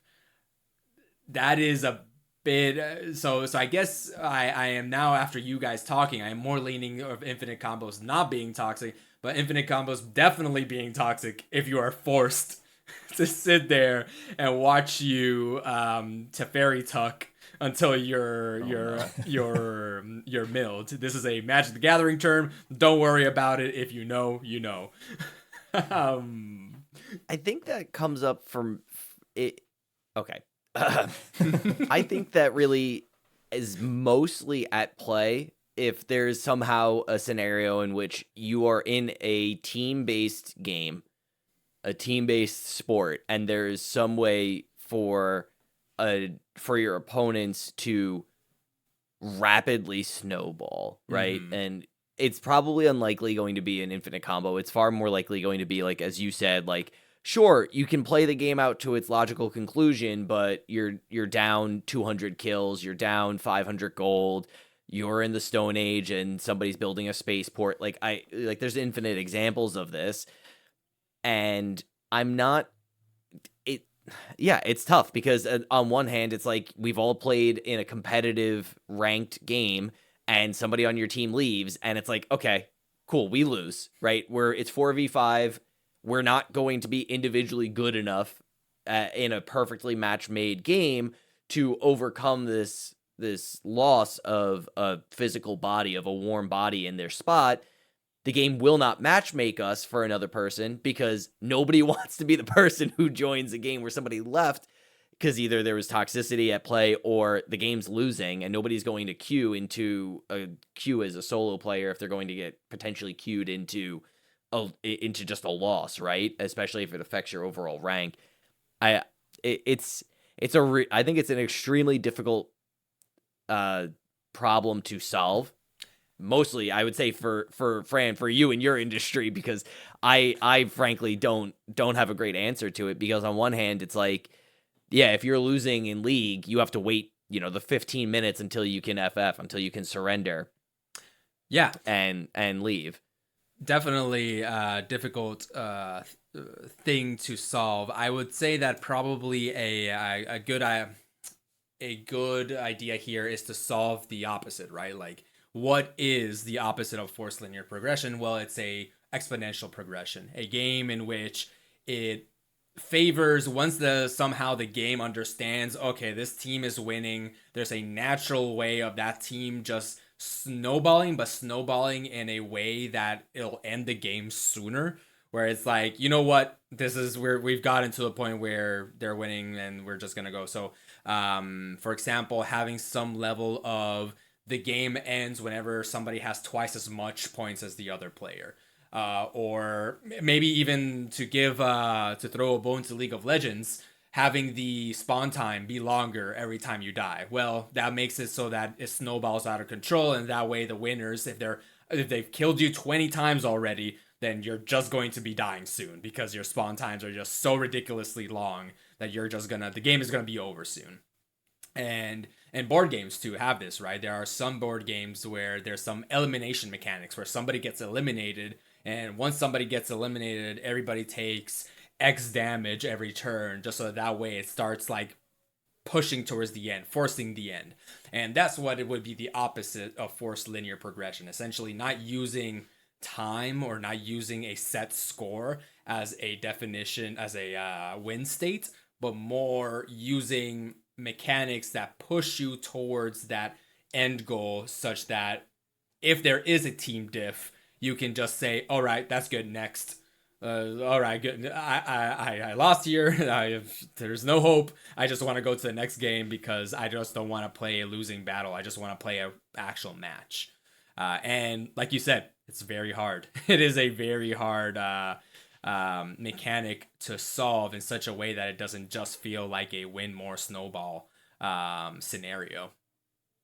Yeah, because it almost feels like it encourages the kind of toxic behavior that the flowchart was talking about. If it has the minimum timer, is it really 15 minutes in League before you can give up? It is a minimum amount of time. I honestly don't remember if it's 15 or not. I can quickly. No, it's all good. I just, if it takes that long and you can't give up, then that you just go AFK. You just walk, you just leave, you stay in your spawn, you just walk away, you just do whatever. And that literally feeds into the kind of the flow-charted toxic behavior of actively disrupting other teammates' experiences by not being there anymore, by not participating.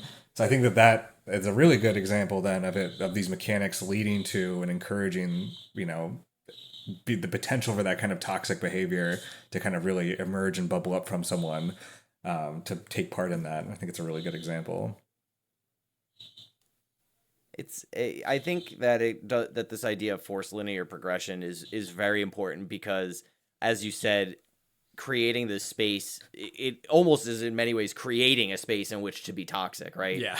If once things start to go poorly, I'm thinking of even in League, if you've muted all chat, somebody is just incessantly pinging on the map. Like, that they're not happy. right? Like, I think we can all assume that they're not doing that out of joy.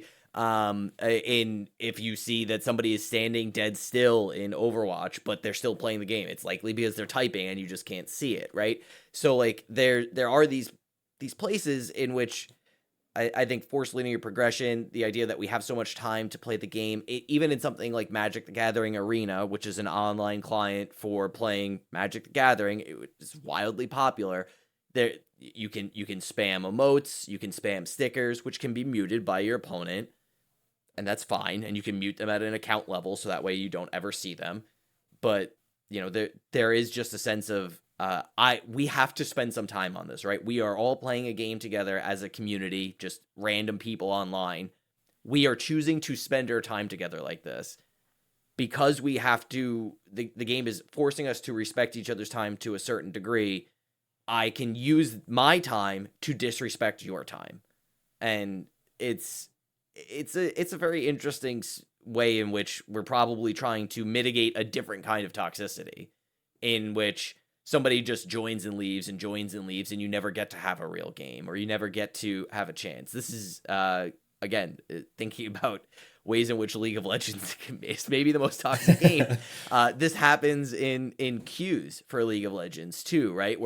And it happens in Valorant as well. So maybe Riot, we need to have a bit of a discussion, but where you join a queue as Fran, we've seen this before when you and I play Valorant together, where it's like we join and then the game doesn't start because somebody doesn't click yes, and then you join and then somebody doesn't click yes, and then somebody doesn't click yes, and somebody doesn't click yes, and somebody doesn't click yes, and now I've waited 5 minutes for my instant queue to click because there's just this number of AFK players that aren't there, and like they're not being toxic towards me, but I'm now in a terrible mood by the time I've entered a game. And is this, creating is this then creating a space for people who are more susceptible to, emotional manipulation like this to lash out? And again, I just don't want it to be misunderstood. I'm not trying to take away from the sense that the people who are going to act in this way are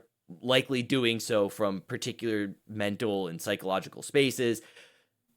But there is a sense that maybe we are helping engender or create a space in which this is even possible. Yeah, that is very fair. Final one that we're going to be talking about, because I don't want to take too much time here. I want to get to the happy ones, to the how do we mitigate toxicity. But final one, snowballing and win more mechanics. We've already talked about how snowballing can kind of be positive if it is trying to push towards the natural conclusion to where there's a clear winner. But what happens whenever you're doing these mechanics in which the player who is winning hasn't literally won? There isn't a clear winner yet just because they've started winning, they get a bonus. And therefore, now they're definitely going to win because you've given a bonus to the winner. Kind of like in your Street Fighter 2. If you got the opposing player in a combo, you could stun them. And if you've ever seen any Street Fighter games, you can go off in a crazy combo and get somebody from 100 to 0 if you play the game correctly. So losing half your life and then getting stunned, losing half your life is not a death sentence. That does not mean you're about to lose the round. If you get half your life down and then you get stunned, okay, well now you are forcing, you are defining this thing to happen. Another one that is that I feel is a snowball win more mechanic is the Overwatch game mode that is pushing the bot, the robot. Sure. Where Payload. Essentially if you win the first fight, you essentially have like an 80% win rate. Like whoever wins the coin flip of the first fight just has like a ridiculously high win rate because they just snowball out of control, because the losing team now needs to not just push it further than you, they need to reclaim whatever you pushed it. So players, let's say the bot starts at 0, one team is trying to get it to 10, the other team is trying to get it to -10.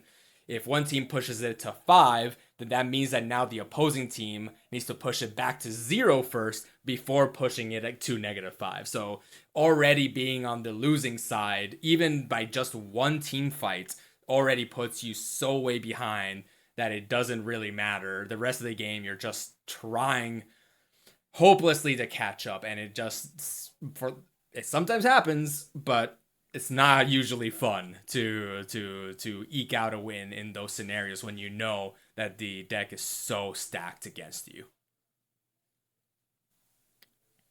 I think as far as like win more mechanics go, this is I'm inclined to believe that it's going to in general create more space for people who are susceptible to acting in a way that is generally considered to be toxic. And I think it will likely come. I'm just picturing it in my head as coming from a place of entitlement again, where I feel like I'm entitled to win, and this, BS mechanic has cost me the win, and you are a worse player for abusing it or something like that. Like, to me, it makes sense that this is this is like going to create a space in which toxic players are going to act toxically. And I'm inclined to kind of see that, but at the same time, this is kind of in the same space of, a sport, somebody who's acting in a sportsman-like way is going to see that, they were either outmatched or they were outplayed, and for the love of the game, so to speak, that it'll be acceptable. So yeah, I go ahead. No, sorry. I think I agree with you in that way too, that like it's that there's like that socialization that's present of that this mechanic, because it's like, oh, it's something that you can get lucky at doing. It reminds me of that, like in the fighting games, the no Johns kind of adage, right? Are No you Johns. familiar with that? Yes, man. I am not, actually. Do you want to contextualize it, Fran, then, or? John, it was a Smash player in I believe, a competitive scene, in which was notoriously known for making excuses. Oh, my controller was jammed, or if you didn't do blank. He was just notorious for making excuses and just being toxic from an excuse making standpoint. So much so that the term saying "no Johns" meant no complaints, no excuses. So you would be like, oh, 1v1 me on Final Destination, no Johns. That means like we're gonna fight it out, and no one is allowed to make any excuses as to why they lost. And that's the term, where the term came from.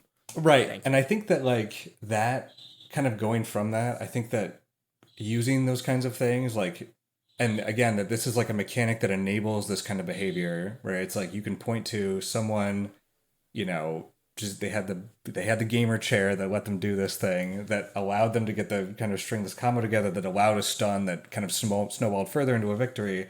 That even just the act of complaining, right? The way in which people say like, you didn't deserve that win, right? You abuse this mechanic, you cheated doing this kind of thing. Like, really, at the beginning of the episode, Jason, you said you want to talk about agency. So like, I think that this like complaining and kind of making excuses and literally Johnning is like trying to strip that agency and that kind of that satisfaction of winning a game from the person that was the victor. And then again, in that kind of disruptive harassment kind of way, is mitigating any kind of positive feelings associated with that win, right? Because again, nobody necessarily enjoys losing, but if you do like the game or whatever, then you're more right that you lose some games, you win other ones. It's just the way things go, and you're either you're better for it or you just move on. But using these kinds of excuses, or it's like you hear them in like card games all the time. It's like, oh, if I had drawn that one card out of the 75 cards left in my deck, like things would have gone differently. It's like, wow, crazy. Who would have thought? But you did it. Right, exactly, right? So it's like there's no real like reason to complain, and I think that complaining is like another act of power to try and strip that kind of agency from the other player in that way, or other group of players. And I think that snowballing kind of enables that in some ways.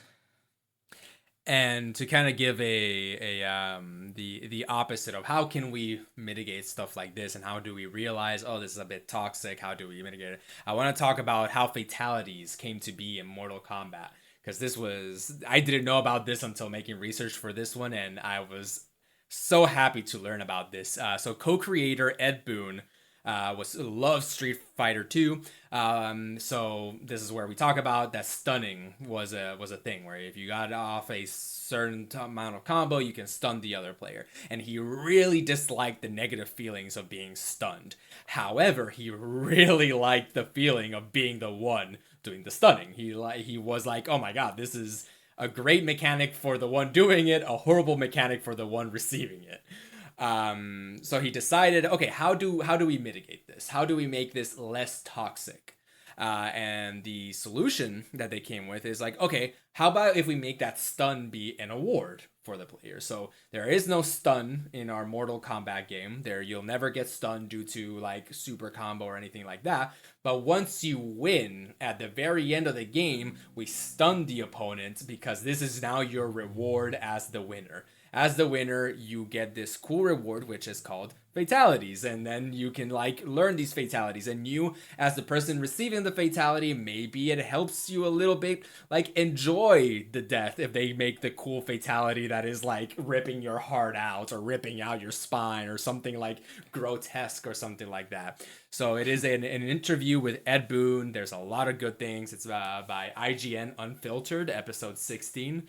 I'll have Jason put in the show notes, but it is an example as to just how easily you can take some of these mechanics and just give it a little twist in such that it reduces the negative aspects but still keeps the positives, that it allows us to still enjoy games. And yeah, it's one of those things that is just such a masterstroke, a brilliant thing, that's such a small change. And it makes me wonder how many small changes like that could exist in so many mechanics that we think of that are just waiting for that little bit of a twist that just makes it from a potentially toxic mechanic to a very positive experience for everybody involved.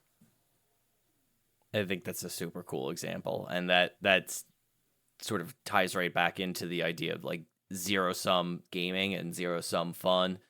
And how can we create an experience that's fun for both players, that also gives players in a game agency without sort of the negativity of losing that agency. And I think it's like that's a very clever design tweak from Ed Boon. So I think that's a great example. Thanks for sharing that, Fran. Of course. All right. I think now looking at it, we're about an hour and 45 in. Let's move on to the mitigation and how we mitigate games through design and, through socialization is not to spoil it all, but and then we'll wrap it up with some listener questions that we didn't get to. And yeah, and then we'll leave it open. Sure thing. Sounds good. Okay, so ad break. Looking at, go ahead. Oh, is this not the ad break? Oh yeah, sponsored by Shadow Ray Legends. Yeah, does anybody need a break? Does anybody use the bathroom or get more water? I'm chilling. Good. Okay. Yeah, I guess I'll. Yeah, I'm good. Okay.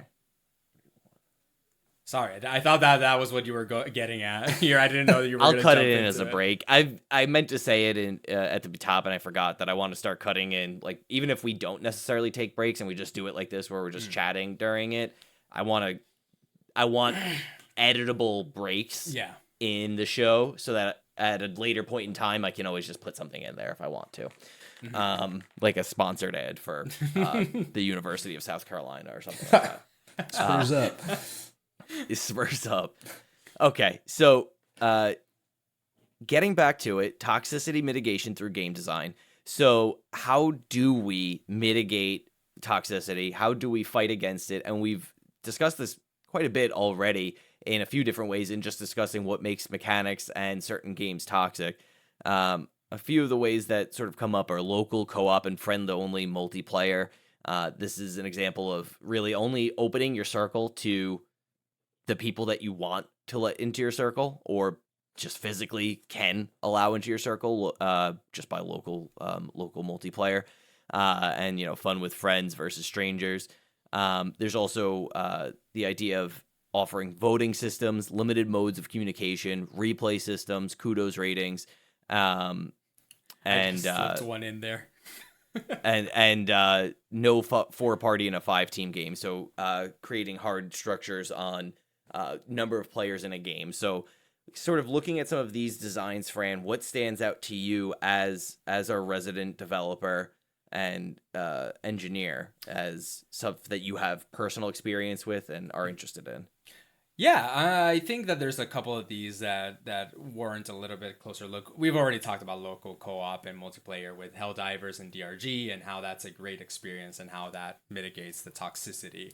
For voting systems specifically, most people just think of this as like the surrendering systems in like League of Legends and Valorant and a lot of these games where if the team can vote to decide to surrender. But even in games that are more social deduction, like Among Us, these are games where there is intrinsically in the mechanics of the game, there is a level of voting, which allows works in two ways. It allows people to stand up for other people, so you don't need to like if somebody is berating somebody else saying, oh, they're sus, they're kick him out, and they're just doing it because they're trying to bully them.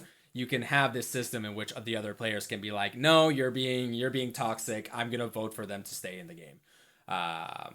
Obviously, if the toxic player is very charismatic and very influential, then maybe they could use that to their advantage, so it can be a negative. But for the most part, I think that voting systems, if done correctly, can serve as a really good, essentially power to the masses kind of thing, where you essentially dissipate the power of one toxic player between everybody. Limited modes of communication. Some games, and this is not just no chat. That's very important to be able to just mute someone that is toxic. That's very important. But also being able to have really good contextual pinging, so that way you don't even need to have chat or voice chat. By this I mean Apex Legends, I believe, has one of the best pinging systems out there, where depending on what you're pointing at, depending on the game state, depending on whether you're alive or dead, it'll just contextually be like, okay, I think this is what you're wanting me to say, so I'm just gonna say it. Also, voice lines. That's a big one in Valorant, Overwatch, games that are very character focused. DRG, it's very important to have text that isn't voice lines that aren't straight up toxic, that is much more like pumping up the team rather than saying the other team sucks and the other team is bad, because it does give this air of more casualness, sometimes to the detriment of the game, because sometimes it is a little bit like, okay, I get it, game, you're trying to be like all happy, let's be friends, but kumbaya, but calm it. Replay system. This one is a bit awkward. This one doesn't really help in the moment, like stopping toxicity in the moment, but it does help people realize, if you are a mature person who has toxic tendencies, it allows you to review footage in such a way that you can have less of a biasy, where you can be like, oh, I see why didn't you swing at me? And you get mad and you flame at someone, and then you notice in the replay system, oh, there was a molly on them and they literally could not get to me to help me. Or why didn't you heal me? Like the Genji, I need healing players saying, I need healing. And then you see the replay and it's like, oh, they were healing the tank. Okay, this one shows a much more of a toxic player that is being toxic because in the moment they have issues with managing their at the moment emotions. So it helps a little bit with that. Kudos ratings, so being able to vote, hey, this person was great. This guy was a great teammate. Overwatch had that. I think they removed that in Overwatch 2, or do they still have it? You can still, they're called endorsements now, and you can endorse, actually in the most recent update in patch 9, or whatever it's called now, you can endorse yourself, your friends that you've queued up with, or enemies. on the other team, and you can dole out 2 endorsements per game, like per match, basically. So that way you can endorse your friends once a day. And then there's some rewards, like you get an endorsement level as you gain more endorsements that decays over time. So if you're a really good play, so the problem here is that you're not rewarding good behavior, you're rewarding good play with a kudos system like that. So it's like a high. It's very uncommon that there's a lot of speech in a game like that, even chat or voice chat, and so generally high endorsement levels are usually indicative of quality play and quality of play rather than. I have an endorsement level of 9 on Zenyatta because I'm so nice when I play Zenyatta because it's also by character and by role. So it does depend on how it's used. I wish that there was a little bit more design in a space like that of, hey, I'm in, you can do this in League of Legends as well at the end of a game where you can endorse fellow players on your team or on the opponent's team, like great leadership, good shot calling, stuff like that. And there isn't, I think, a lot of design in this space right now that I've personally seen, just an execution of, hey, so-and-so is like just a known nice player. Like they're positive, they pump the team up, they try to hold it all together. I mean, one of my good friends, friend of the show, Jay, is just known for being just an absolute ball of positivity in all competitive games, and has kept me from tilting a number of times, so shout out to you.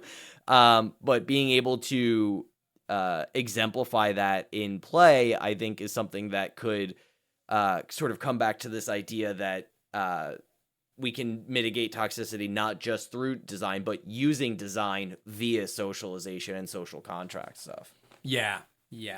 And to that end, like you were saying, I wish there was a way for like certain games to like endorse these good communications or good things or just fun in general. One of the things I really like about going back to Magic the Gathering, there is sometimes multiplayer, more than 2-player pre-releases where it's like 4 people in a pod. These are your Conspiracy, your Baldur's Gate, a bunch of sets do this. And at least the pre-releases I've been to, the way that it works is whoever wins gets a pack, but also you vote for who had the most fun deck. So who was the most fun to play against, and you vote for that, and they also get a pass, some points. So there is a level here of not just like BMing people, but also kind of being like fun at the table and having essentially a breath of positivity on the table, just having the game be more fun. And the last one that I kind of wanted to shout out to one of our listeners, 13, for mentioning this one, because I didn't think about it, but it is actually very true. Some games don't allow you in competitive scenes, don't allow you to queue up in such a way where your party is the team size -1. So for example, in Valorant, the team size is 5. You're not allowed to queue up with 4 players to in competitive. Just because I guess they realize, it's way more. There's way more toxic behavior to have these 4 players to just go to town on the one person who is solo queuing, because the other 4 players are in your party, are your friends, and therefore you are more likely to together get on top of someone, be angry at them. It's kind of like going back to that voting system of like power of the masses, but on its head, where if you have 4 players, then you can just be very toxic to the one player who is solo queuing. So they just don't allow it. They're just like, you're not allowed to play with 4 members in your party in a competitive match. That's a very interesting solution to a problem like that in competitive play that I hadn't actually heard of in many other games or many other scenarios. And I think that's actually pretty clever, by making sure that you're not quite literally abandoned on an island with a bunch of mean girls, so to speak. So that's a really great call out. Kind of moving on in some newer stuff. One of the bits of research that I found was on a video called Game On Hate Off from EGC 24, looking at ways in which we can use machine learning and AI to combat to combat toxicity. And this was done by a research grant from a research intern specifically at Ubisoft Entertainment. So like this is clearly something that is extremely important in the industry right now by one of the largest companies in the industry, and sort of creating questions of, can I use AI to generate auto moderation solutions? And if you've probably seen this on Twitch, if nowhere else, where there are auto moderators that will pull out conversations and pull out certain words and phrases in Twitch chat. But this happens in many games designed by many designers and required by many publishers as well. There's already tools out there to do this. One of the arguments in this particular research was that if you take the basis of, yes, that's fine, but if we dial it in specifically to our game and to the community, we can reduce overall experiences of toxicity. And I think it's important to note that no matter how we do this, the ways in which toxicity gets solved in the space is going to be inherently corporate, and it's going to be inherently based on statistics. So it's going to be usually, I think, in the form of exit surveys at the back of games, account deletions, closing out game clients, stuff like that. So it's and of course there'll be moments where people reach out and say stuff on social media, or God forbid send an email to a community game manager or something like that, right? But for the most part, this is all self-reported via exit surveys.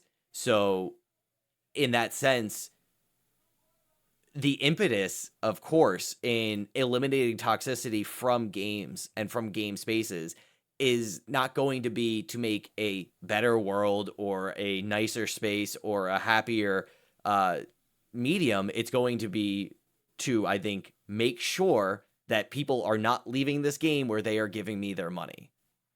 If I have less players, I make less money. If my players are not happy, they will not spend money with me. They will go spend their money at in another game, in another space, spend their time in another way if what I'm trying to get from them is just their time or their attention.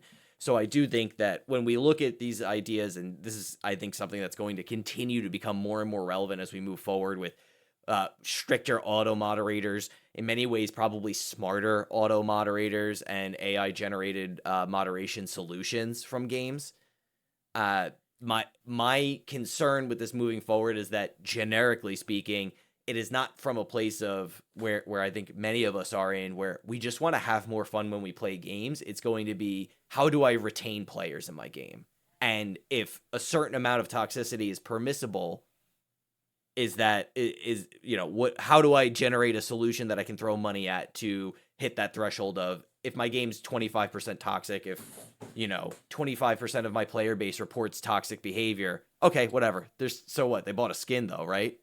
Like that's maybe I'm cynical. Maybe it's because we have a video game podcast, so we inevitably have to talk about communism. I wish capitalism, but it is something that strikes me as sort of the underlying piece of this whole thing, is that it is often from a position of solving for a stockholder, a shareholder, or a bottom line, or a president, or we need a success like this. And it is, because it is often in online games, it is often in live service games, and it is often in multiplayer games, right? I don't think Square Enix is trying to solve a toxicity problem in Final Fantasy VII Rebirth, right? Like, yeah. It's interesting because this is the Facebook issue, right? This is just Facebook being, okay, we're definitely moderating, things that'll get us legally in trouble, but things that won't get us legally in trouble, we will let, if not push, because it'll make more money for us. You mean like hate and hate speech and what this came up a lot in Twitter conversations, right? Where algorithms select for controversy. Yeah, because I bet it generates more clicks. I think we're entering the Dillon expertise field here, because we're starting to enter like Twitter and Facebook and all these things. Well, I think part of it too is that these like automated systems are teaching people to do new things with them too, right? Like you'll see drama all the time, right? I play WoW. You see people complain all the time that it's like someone had a name that was really valuable on the server. And so somebody wanted it, they offered him money for the Switch, they wouldn't take it. And then so now they have either an army of bots or just a group of people who now mass report that person for having an inappropriate name. And so this auto moderator will see that all these reports are coming in for the exact same reason, like leveled against this player, and before a human has a chance to look at it, look over it, and make a decision, then right, their name is now purged, and now right, the person that was doing this kind of thing is getting what they're wanting. And I think that right, having what you were kind of saying before about like encouraging like clicks, encouraging certain kinds of behavior, modifying certain kinds of behavior, that's not necessarily a bad thing, but it turns into these new kinds of systems that players end up abusing, right? So there's like there's Dota 2 has something, I don't play it, but it's a behavior score now that's like kind of linked and kind of coupled with your MMR. But people will use behavior score, they'll generate a certain behavior score, they won't rank up very much, and they'll sell these as Smurf accounts for these other banned kind of players that have really good, really strong behavior scores, but then so they can continue to do the kind of potentially toxic things that they want to do at a Smurf level. And now it's just like generating and creating these kinds of new systems by which, right, it feels like an arms race in a lot of ways. It's like not that everyone wants to participate in these kinds of ways, but like the people that are engaging with this kind of stuff are seeking to see how they can fit within this new system, and that that this auto moderation and this AI stuff is making, as you're kind of saying, Jason, under the yoke of capitalism, it's creating this efficiency, it's eliminating the need for human presence because right, that costs money. So then it becomes, right, maybe not the quantity of moderation and the quantity of this kind of stuff goes up, but then the quality of it, of creating and kind of fostering this kind of, a better space of play in whatever way, now becomes kind of potentially put on the wayside in a lot of ways. Yeah, it's I was listening to the other day to another podcast. Yeah, shocking. There are other podcasts. You thought this was the I only know. those monsters. It's Behind the Bastards, and they have an episode on AI and how AI is kind of a cult, and I forgot the name of the person, Robert something I think is his name. He went to CES to where there were a lot of talk about AI, and he essentially was asking questions, and one of the questions was exactly what you're hitting on the head, Dylan, of yeah, we have all this new AI that you're selling us all these solutions and all these things and whatever, but how much solutions are there also how much does AI bring solutions that also bring problems such that it just becomes an equilibrium? Like one example that he gave was, yeah, you threw out there that now with AI moderation, you've stopped over 200,000 scams, but you failed to mention that 190,000 of those scams were AI generated scams, where an AI just created out of nowhere and was able to just create more. So it's essentially, this is not to say that we shouldn't have AI moderation, because then you'd have only the bad part and then therefore, and not the good part. But I do not believe the cynical part of my brain, though, makes me feel like AI is not a solution. It is the idea of the Queen's Gambit, or the Red Queen fallacy, the Red Queen logic. Oh, you guys not know this? It's from No. It is it comes from Through the Looking Glass, in which the Red Queen mentions sometimes you need to keep running to stay in place. Because they're running away from this monster, but then Alice notices that they're not moving, and the Red Queen, well, if you stop moving, you're gonna get closer to the monster, but if you keep moving, you're gonna stay just as far away from the monster, regardless. So it's one of those it started out in that book like very cutesy and whatever, but now has become a philosophical thought experiment of like, is life and is technology all about keep running, not because it'll solve solutions, but because we need to always be in constant flux, just so that way we are always away from the bad thing. Because if we stop moving, the bad thing will catch up to us, rather than the new technology is just gonna solve the bad thing altogether.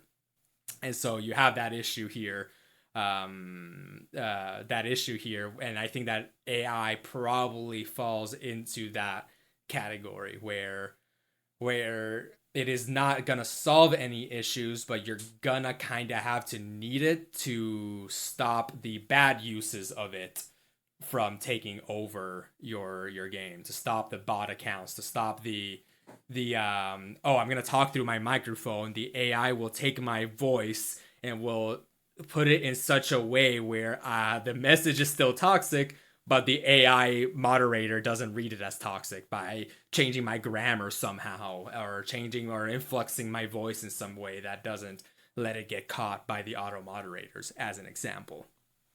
So yeah, it's a really interesting conundrum, and it's obviously much larger than in scope than maybe we even really thought about when we set out to kind of deep dive into toxicity in multiplayer spaces, in online game communities. And I guess the thing that I want to spotlight here, without diverging too much from where we're at or where we want to go for the rest of this episode, but the idea in general that we can moderate toxicity away is maybe the little bit that we haven't really spoken to. This idea that I can put into place a person of power in, it's a moderator on a forum, it is a game master or community manager in a game space, physically or just virtually in, a forum, so to speak, or something like that. I can empower users. I can empower, this is the Discord mods, the custodians, whatever you want to call it, of a particular space or a text-based medium. I can empower or give agency even to a machine, into an AI, to moderate my space. And again, it's this concept of, are we trying to get rid of toxic behavior, or am I trying to hide it? Am I trying to obfuscate that it exists so that it doesn't hurt anyone? Because at the end of the day, I think everyone can agree, nobody wants anybody to get hurt, and we don't want these bad feelings, even in a space like a forum, right? Where there's no really monetary value. It's just a space for us to share conversation and thought. So I just want people to be safe and to feel safe to converse here. And I'm going to empower an individual or a machine to do so, because if I remove it from even hitting play, from even showing up on the screen of a potential user, I can keep them engaged with me, keep them engaged with my platform, and I can keep them from feeling harassed by another person. And then I can punish the harasser in whatever way I see fit, based on the rules of my forum or what have you. And so it's just this question of, can I moderate away toxicity, and is that actually a solution? Again, what is the end goal of moderation, if not to just hide it in a different way or a different form? I mean, no, right? I think that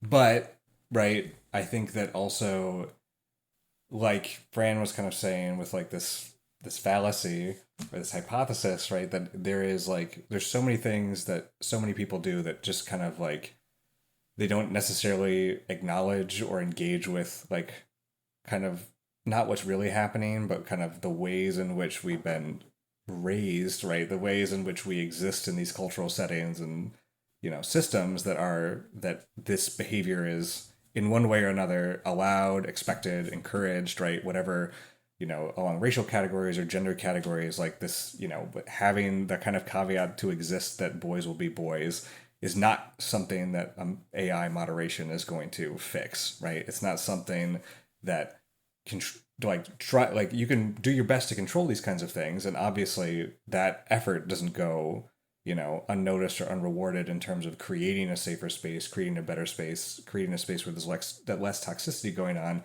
But, right, there are these kind of more systemic cultural issues, right, or relationships to gender, power, expressions of power, things like that, that really need to kind of be examined more reflexively too, right?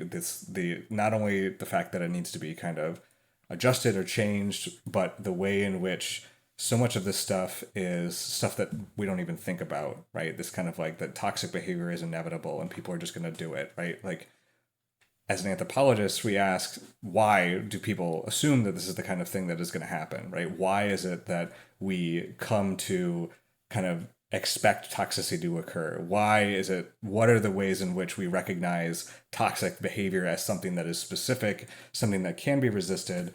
But, there's so many people that don't think about it in this kind of way, right? It's kind of beneath this level of awareness where we are not spending any kind of calories in our brains thinking about this, right? Or kind of really considering it.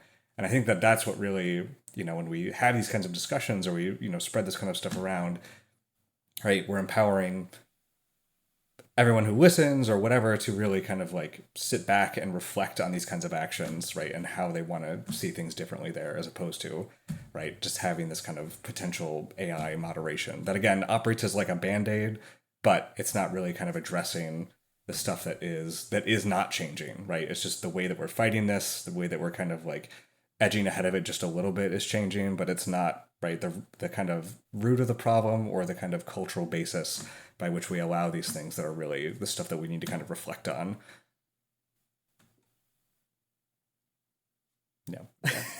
I think it's I think it's the best way to sort of sum up the experience of it. And I think I realize I was maybe asking a bit of a rhetorical question in the front of that, but I do think that if you continue to break it down, a lot of the ways in which you might even say that the way you respond to a question like that, or how do I solve this toxicity problem, is maybe endemic or is just reflective of other personal traits or qualities that you might have as an individual, or if you're a group as a whole, as a group, it could align with your political ideologies or your psychological ideologies or religious beliefs or anything like that, right? Like, because this is online toxicity is just bad human behavior, right? Quote unquote, whatever that means. And if we could solve that in games, we could probably solve it everywhere else. So it's maybe not it's maybe a taller order, right? And it kind of comes back to the principles of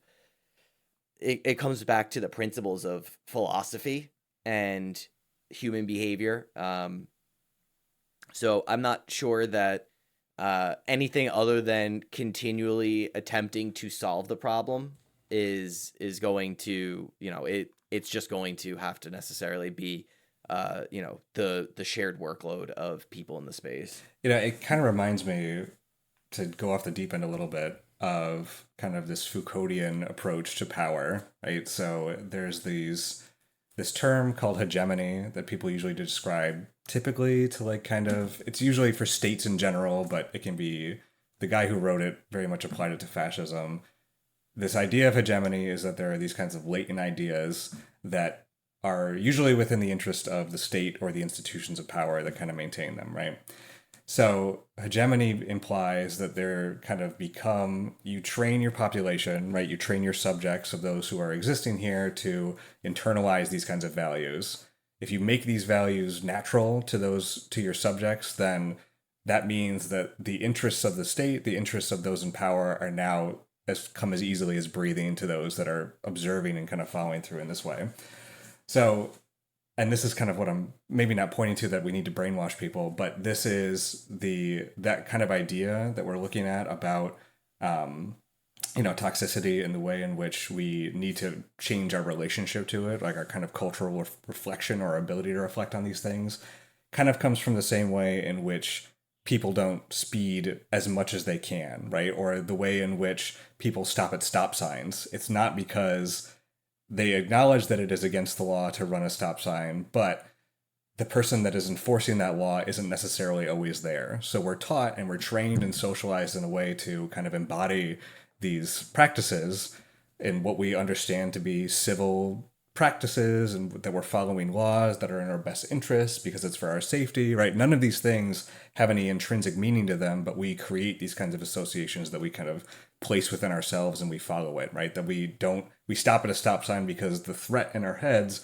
of a policeman being there to catch us is kind of been burned into our brains that we can do this kind of stuff. So again, I'm not necessarily advocating that we need to brainwash people to not be toxic in a game space, right? But that there is these ways in which we govern ourselves and the way in which we obey and follow these kinds of rules or not, right? Or the expectation that these things will be disrupted are things that are so kind of deeply internalized in the way that we think about this kind of stuff. Yeah. I think that bringing up the idea of hegemony and Michel Foucault here is absolutely necessary, and I think it speaks to the underpinning philosophical idea of what we're talking about when we talk about moderating, managing, mitigating, and observing toxicity in an online space. And it does come into this sense of where does the power lie, how is it used and abused, how do people in systems that are naturally and inherently oppressive oppress others within it, right? And we enter into the space of discussing and trying to attempt to understand why hierarchies form and how they are, how we interact within them. I'm drawn particularly in this idea of, in a sense, almost trying to create like a good hegemony. I feel like Foucault would have an absolute fucking field day with the idea of indoctrinating people to be nice. But it's a really interesting thought, and I guess in some ways it's really just the idea of, religion, right? Like the sort of if we're trying to, without getting too crazy and off the deep end here, although it's hard not to when we bring in Foucault, right? That's the idea of a moral system, is to attempt to instill in a population ideas of right and wrong, which are, of course, inherently flawed because they're aligned to a particular inherent ideology that's based on any number of things between race, ethnicity, nationality, geography, anything like that. And it does kind of tie into this this other sort of related idea from I don't know if they were contemporaries, but I'm drawn to this idea of manufactured consent and Gramsci and sort of more modern, I guess modern, like communist philosophy and Marxist understanding and stuff like that, where we as a population we are maybe also in the same way subscribe to this idea that toxicity is an inherent thing that we have to deal with constantly because we've all agreed to it and we've all said that this is the way it's going to be, and no matter what you do, you're going to somehow create spaces for people to act this way, and in such they are going to act this way, and you kind of create this almost a self-fulfilling prophecy that is that just allows boys to be boys and locker room talk to exist and all of this negative stuff because everybody's sort of agreed that it does exist. So I mean, if this is something that you're interested in, there's a basically infinite amount of reading you can do on it. So you can certainly join us in the Discord, and you'll be able to interact with myself, Fran, or Dillon there, and you can ask us for a reading list that you'll never finish. But don't ask me. I am completely in the dark as in this. It's interesting because it's a lot of I think like a lot of philosophy. It's trying to almost in a way make complicated the things that are very simple that we see in front of us. And I don't want to. I will record. You can ask me for a DM on the Ivory Tower later, but it is important because the underpinning of why we're trying to understand toxicity is the same reason why people have always tried to understand bad behavior in human culture and human civilization at its core, right?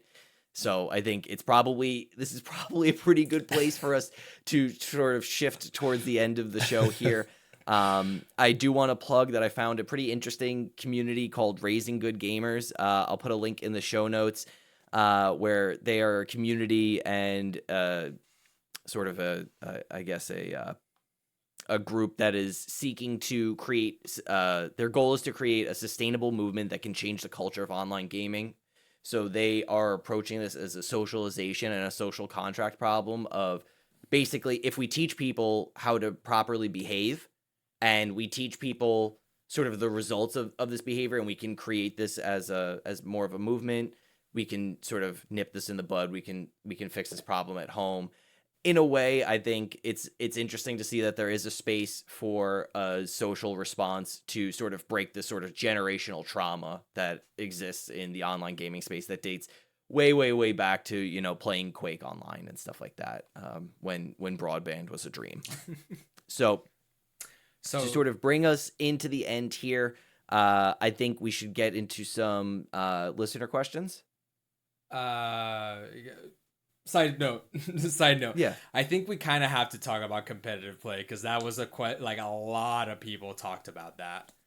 Like asking, okay, sure. Yeah, like I know that we want to try to wrap this up, but I think it would. No. Let's talk about competitive play. To skip over that. Yeah. So yeah. I'll edit it in properly. So we'll so you know, and now we're gonna try to move into and we'll try to shift this over to conversations about competitive play, as we know that a lot of you were really interested in how this sort of ties into competitive play specifically. Yeah, like one of our listeners, Raxon, said that was asking when can toxicity be ever be positive? Is it even possible for it to ever be positive? Paraphrasing him here, he said like zero trash talk in sports is kind of strange. It kind of gets missed if it isn't there, and almost its own league of disrespect, according to him. So I guess the big question is can toxicity ever be positive? I saw this question and I have to say it did bristle with me, Raxon. So you can text me later about it if you want, but I do think it's kind of interesting to think about something like a lack of trash talk being disrespectful. I'm sure it does happen. I'm sure it depends on the community. I think it depends on pockets within and sects within that individual community. I know for a fact that my partner was pretty into curling for a while locally, and like she wasn't competing nationally, but she was doing it quite a bit locally, and I don't think she would refer to that community as toxic whatsoever or trash talking. So I mean, I don't know. Maybe I picked a weird sport, but yeah. Oh, sorry. I think that it's weird because I don't necessarily consider trash talking to be toxic. It's because, and here's where anthropology seeks, as Jason kind of already described, to make, right, the joke about anthropology is that it answers questions to problems people didn't know they had. But I think that trash talk should be considered something separate, right? There are a whole slew of different kinds of things, like there are ritual insults that are used as like leveling mechanisms to kind of smooth out hierarchies. There are things in which, right, there are hunter-gatherer groups that have this, and anyone who's an anthropologist will crucify me for not knowing who the scholar is. But there are hunter-gatherer groups that will, when someone comes back with meat, with a kill, it is customary for everyone else in the group, everyone else in the village or the tribe to make fun of the person and make fun of the catch that they made, right? This is the smallest thing we've ever seen.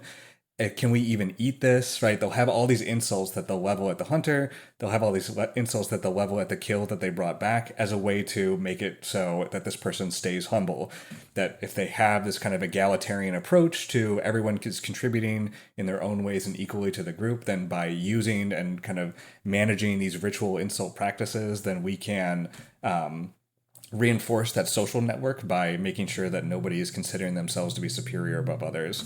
And I think that in some ways, right, and there are other kinds of more modern examples or maybe more kind of relevant to us, right? There's the game of playing the dozens, which is literally just a back and forth ritual insult, right? It's usually facilitated by like your mama jokes or things like that. which again, the content of them, of right, the actual explicit what the jokes are saying are insulting, but in the space and in the context of playing the dozens, it is this kind of network of exchanging right creativity, that they are channeling this kind of creativity or this kind of poetic element into channeling these insults instead, which again is reinforcing these kinds of social networks. It is participating in this kind of ritual that is, reinforcing these things. So I think that trash talk in some ways is kind of aligning with this style of ritual insults, right? Because you can almost see something like um,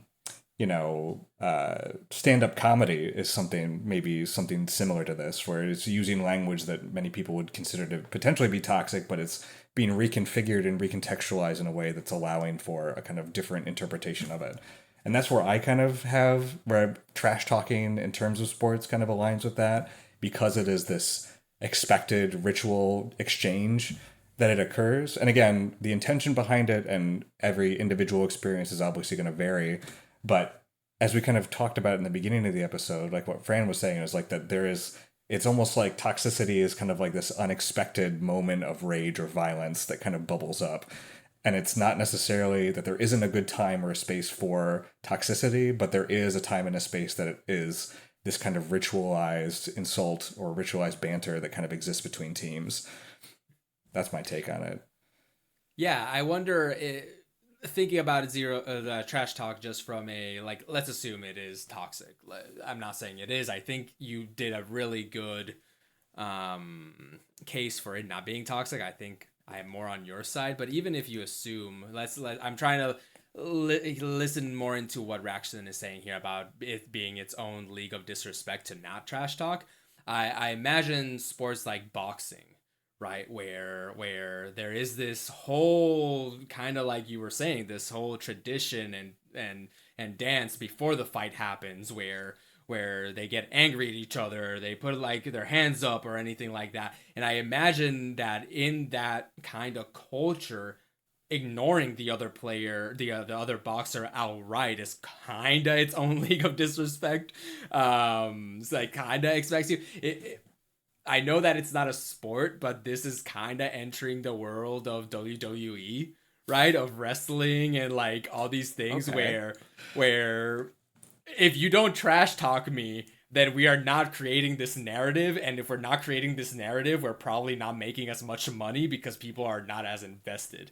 And at the end of the day, sports is an entertainment, right? So I wonder if this level of where I'm kind of like graduating us from competitive play to professional play, of like, I almost feel like those kind of have to live in their own different categories, like casual, competitive, and professional. Professional is when you enter the realm of you are getting paid for playing this game. And at that point, yeah, sure, it could be fun, but there is now other elements that are muddying the water in such a way that I kind of feel like toxicity in professional play is more okay, but you need to realize that professional play is like 0.01% of players. Like, it is such an edge case, it's such a small number, and it does really play into the whole, do we influence art or does art influence us, in that once you're entering this professional play, even though it is such a small percentage, and even if we say professional play in a vacuum, toxicity in professional play in a vacuum is a-okay, it's good because it's good to have bad guys and good guys and rivalries that naturally happen and all these things, and makes the whole entertainment more interesting. It's still, at the end of the day, influences competitive play, right? Like, you seeing LeBron do like a super cool move pushes you to, at the basketball court, try to be LeBron if you are very competitively minded, if you really want to try to become professional eventually. So it essentially it becomes a very thin line of, yes, I think that toxicity in professional play can be positive from an entertainment perspective, but is the overall influence of that so negative that it starts affecting competitive and casual play, into the point that we should just say it doesn't matter if it's more entertaining. That doesn't matter. The downsides are too powerful. We should only leave toxicity in the realm of WWE, where everybody is in agreement that this is fake and this is just kayfabe, you know. So I wonder. I guess this is a question for you all. Like, do you make that distinction between competitive and professional play? And should that separation exist if there is one? And B, even if there is that separation, should professional play be held to a level standard that we just decide you should not have toxicity even if it's entertainment, or it's okay for them to have entertainment toxicity because it is such a small number of the population and they're doing this for entertaining purposes? I think it's an interesting perspective because something that stood out to me in this idea of professional toxicity, we might call it, it's interesting because I feel like in my experience, professional players are usually held to a much, much higher standard than the average player. And that's usually from a perspective of being a role model, usually to younger players of the sport. Mm-hmm. And I think I remember growing up, there was a pitcher for the Atlanta Braves. I really don't remember his name. I think his first name was Johnny. I was going to look it up, but I couldn't find it. But anyway, he was known for being very, very mean. Just like absolutely, just like an absolute ass, just like a terrible player in terms of sportsmanship. And yet he was always on the news. He always got attention, very much a no publicity is bad publicity kind of scenario. People talked about the Braves for this reason. And it speaks to the money, the advertising, the capitalism of it all, but it also sort of speaks to the ways in which toxicity, I think, is performative in a society and is performative to people in a particular culture in which, and to bring us back to this idea of gaining and trading agency, being toxic and sort of living in that space and being okay with it. I'm gonna shit talk you. I'm gonna tell you that you're worse than me. I'm gonna show you that you're worse than me. I'm gonna stunt on you. I'm gonna be disrespectful in a number of ways that don't involve slurs or direct insults like that. I'm going to do everything I can to be as toxic as possible without really crossing like a major cultural threshold.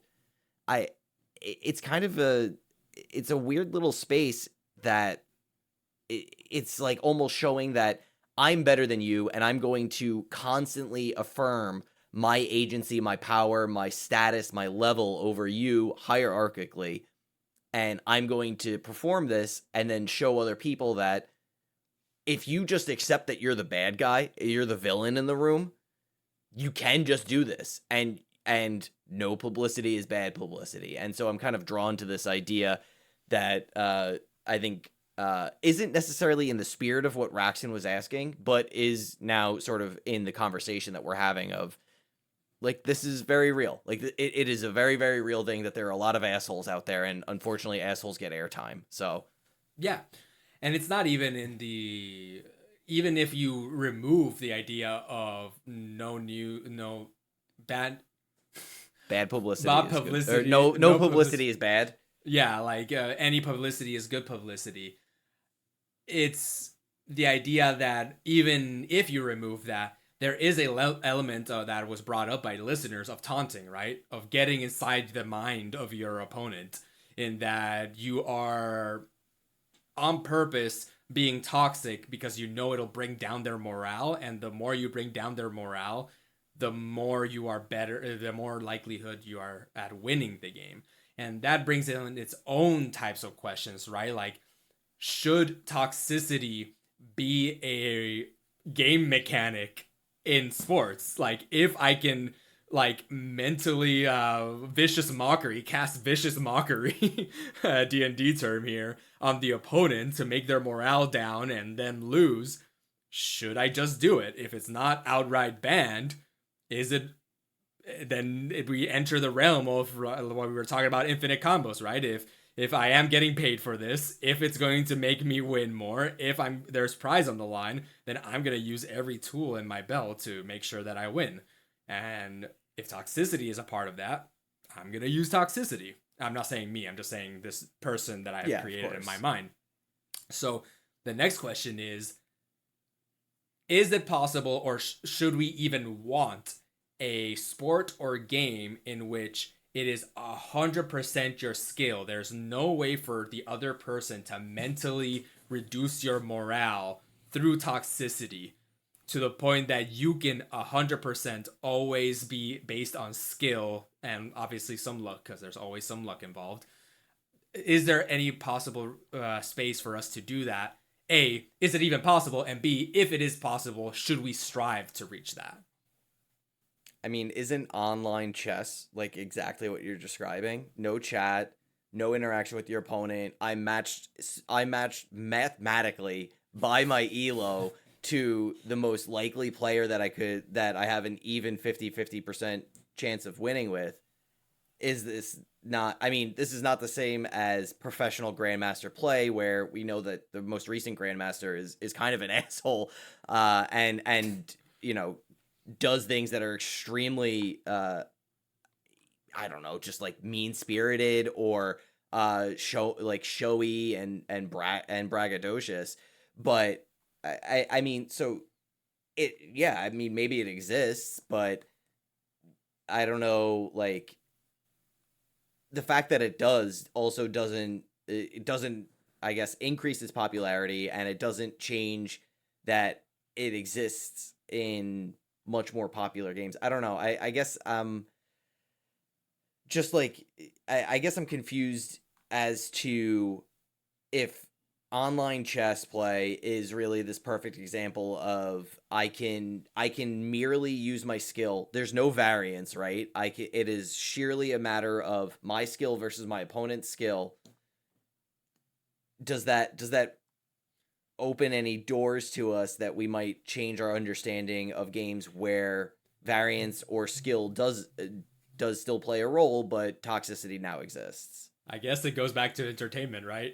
Like, chess isn't gonna be on ESPN anytime soon, because you don't have those highs of emotional and personal, like, outbursts. And at the end of the day, we enjoy somebody celebrating, somebody being happy, and somebody crying tears of joy. But at the end of the day, some people also enjoy seeing the opposing team getting frustrated and crying in tears of, oh, we weren't able to get there. So I feel like we're entering the topic of toxicity in a capitalist society, but I feel like that is not really Might be another episode. That might be another episode of, because entertainment as it stands is sort of mired in capitalism, right? Like, you want to do what sells the most, and what is the most entertainment. So I don't think this is something that really can be solved here. I think that's put it in the notes. We should probably revisit competitive just play in general, not necessarily from a toxicity standpoint. Just what does it mean for there to be competitive play in a game? What are its upsides? What are its downsides? And one of the topics in there should probably be toxicity. But I feel like competitive play is definitely more in the shaky ground of, it is such a big topic that I don't think we can do it justice here. We'd have to pretty much talk the whole time about competitive play to make it, to have it to give it just its own time to shine. So with that, let's hit the final category. Let's hit it. Let's hit the listener questions. We posted some. We opened up to our Discord and on Threads @_fantastico on Threads to ask some questions about, hey, do you have any questions for us and for Dr. Ludemann? And we got a lot of the questions and a lot of the topics that were talked about, we already went into them. These are questions that essentially we didn't know where to put it in our conversation, but we felt like were important enough to have a little bit of a discussion about. So, first question, Ore asks, what does toxicity look like in different cultures? Most of us are only really familiar with American or North American at most gaming. So I feel like this is a question directed towards me, but I will be ashamed to admit that I'm not necessarily totally familiar with this. But the article by which the flowchart that we kind of referenced for was for a Chinese MOBA game. So the way, and I don't know if anyone has access to these articles, but I will share these articles as a representative of this university. These it pretty much played out in the same kind of way. And whether or not that's following these kinds of Western monolithic trends in terms of engagement with either game design or how players interact with these games, I can't really speak to that. But I think that if we were to say that it's safe to say that these things manifest differently in different cultures across different groups, right? Different genders, all these different kinds of things. But that the kind of the target of those, right? Especially if it's something like using the stereotypical or discriminatory kind of language, that kind of stuff emerges differently and is used, right? Whatever's the most punchy within that cultural group will be utilized in a way that creates, kind of maximizes toxicity in one way or another. So I think that would be my answer to that, is that it, as the classic frustrating anthropological response, it depends on context. But again, that is just, even with my potentially frustrating answer here, I think it's important to recognize that these things are different, right? That it's not, the toxicity is not a uniformly or objectively, right, kind of experienced phenomena for anyone doing it or for anyone experiencing it. That it is different and it is culturally relevant and culturally meaningful within all the groups that we belong to in that way. So I think that's what we really need to consider too.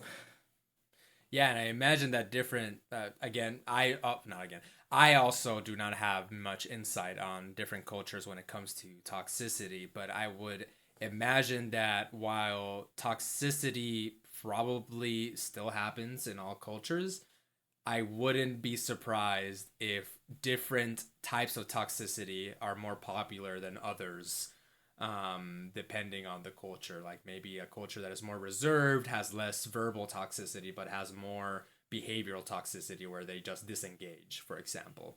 I don't know if that's true or that's just how I feel. Well, it's definitely how I feel because I don't know.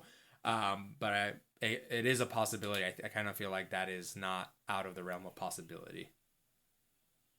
I think it's a great point, and I'm glad that you asked us that question, Ori. And I think that's it is a very good point to recognize that it's going to be everywhere, and it's certainly going to. It's frankly just going to look very, very different, and it could show up in a few different ways. But I think my only note here is going to be that as games become more and more global, and you start to see interactions widely between different sectors of the globe interacting in online play, toxicity is going to naturally start to develop in new ways and show up in new places. And you can see this sort of start to cross language barriers, I think specifically with like Cyrillic based alphabet languages like Russian and areas like that, in places like Tarkov, where certain words enter the nomenclature that aren't necessarily aren't really of their they change their context directly, and it sort of creates this intersection in ways that are both interesting and can be quite toxic in some places as well. So Great Aurora asks, does diversity in game design, characters in the game, and or developers of the game result in a more inclusive community? Yes, right? I Yeah. think that I mean, yeah, it obviously contributes to that, and it's a good thing for sure.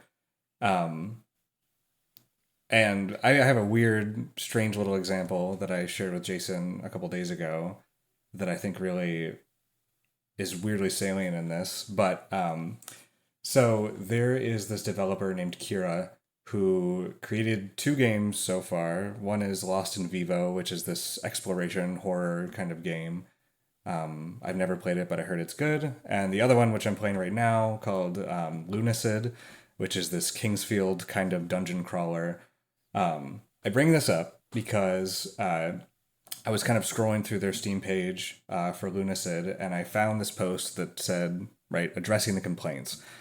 So in this post, they described the way in which they had added this list of kind of different genders, gender pronoun usage in their character creation screen. It's got a list of like 7 to 8 different kinds of options, a whole different kind of spread, and they added it, and people were angry at this dev for doing this because, right, the dev had stated on Twitter that they had done it to piss people off because there were people that were complaining. Not that it wasn't there, but because it's like, oh, like, why don't you just throw in this, right? Why don't you just throw in this gender slider or this pronoun slider? And they're like, you know what? I think I'm going to, just to piss you off. So they did, right? And, it was totally decontextualized because it was split between two tweets where the first one said, I'm going to do this to make you angry. And the second one said, because it's a fantasy world and people should be allowed to do what they want. So people had kind of blown out this kind of reaction to it. But in the comments, right? The comments to the Steam page, which is a comment section that I always forget exists, right? There's like a patch, and then people have the comments, right? And people respond to that patch or whatever, that announcement. And so there were all these comments. It was like a 500 comment thread for this game, which was crazy. And there were a lot of people. I mean, obviously there were people that were kind of for these pronoun usage. There were those that were saying, right, the kind of age-old argument of don't put your politics in my game, which I think is another whole episode that you guys could do that I think is a crazy topic there. And then so many other people as well were being like, this is not right. Your decision to include these kinds of things is not something that benefited or contributed to any kind of diversity or celebration of diversity in this game, right? Or this kind of game design space, but rather you are using it as this kind of cultural ammunition in order to be toxic to other people in this kind of way. So I thought it was really interesting, and it was just right as we got this kind of question here of like how these kinds of things can also, it's not necessarily this kind of unidirectional flow of like progressivity versus negativity and engagement in that kind of way. And I just thought that was a really interesting example of it not necessarily creating or resulting in a more inclusive community by using these kinds of diverse tools if it is, right, kind of with this express kind of caveat that it is being used maliciously or as ammo in this kind of way. So I just thought that was really interesting. Yeah, I think that it does create a more inclusive community. There's kind of two questions hidden in this question because it's talking about the characters in the game versus the devs of the game. For the characters in the game, I think it's pretty easy if you are anybody who has any level of empathy for your fellow men, to see how inclusivity in game. Like I remember one of the most heartwarming, heartfelt, I think it was a TikTok or Vine. No, it wasn't a Vine because Vine was dead by then. Was a Vine jump scare 2024. Was a reaction of this black man reacting to the release of Aragorn as a black man in Magic the Gathering and Lord of the Rings. And it is such a touching and heartwarming, and I just, anybody who finds any negativity to that, I kind of just don't care. like leave. Like I kind of like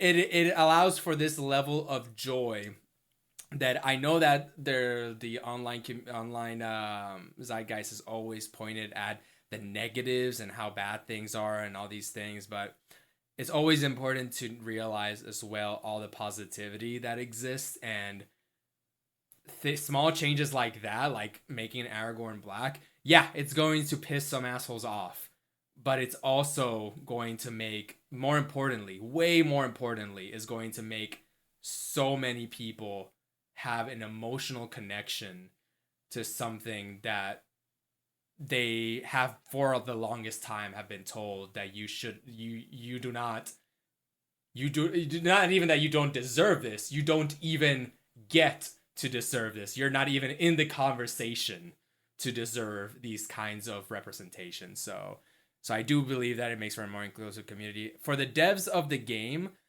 I feel like that one is much less has to do with the fact that it is a minority in that position, but more of a diversity of thought.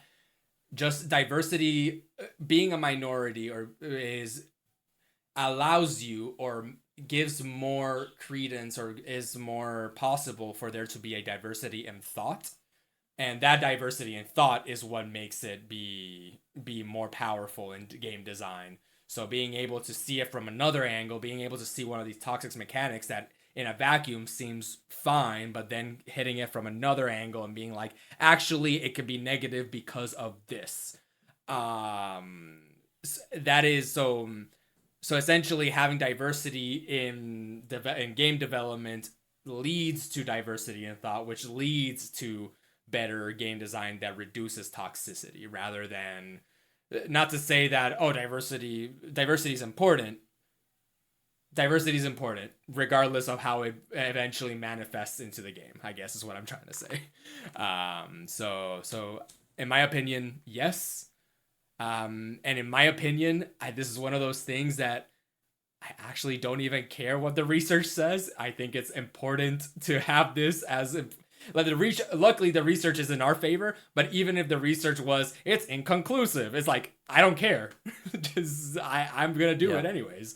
Like, it is, some things, even if it is irrational, some things are important because they are important, period. I think 100%. I very much agree. And something that's, I think, underlying in Aurora's question here and kind of leads me back towards this idea of the developer of this game, Lunacid, using pronouns almost like you said, Dillon, is cultural ammunition. Two parts here, where you can have a bad act that has a great impact, and that's a really interesting space that we can always see where there's likely going to be thousands of players of this game who have no fucking clue that any of this happened, and they're very, very happy for this. And I think that's a beautiful, great thing. I think inclusive, and on top of that, I think something that Aurora is getting at with this question is an inclusive community naturally or inherently less toxic than an exclusive community?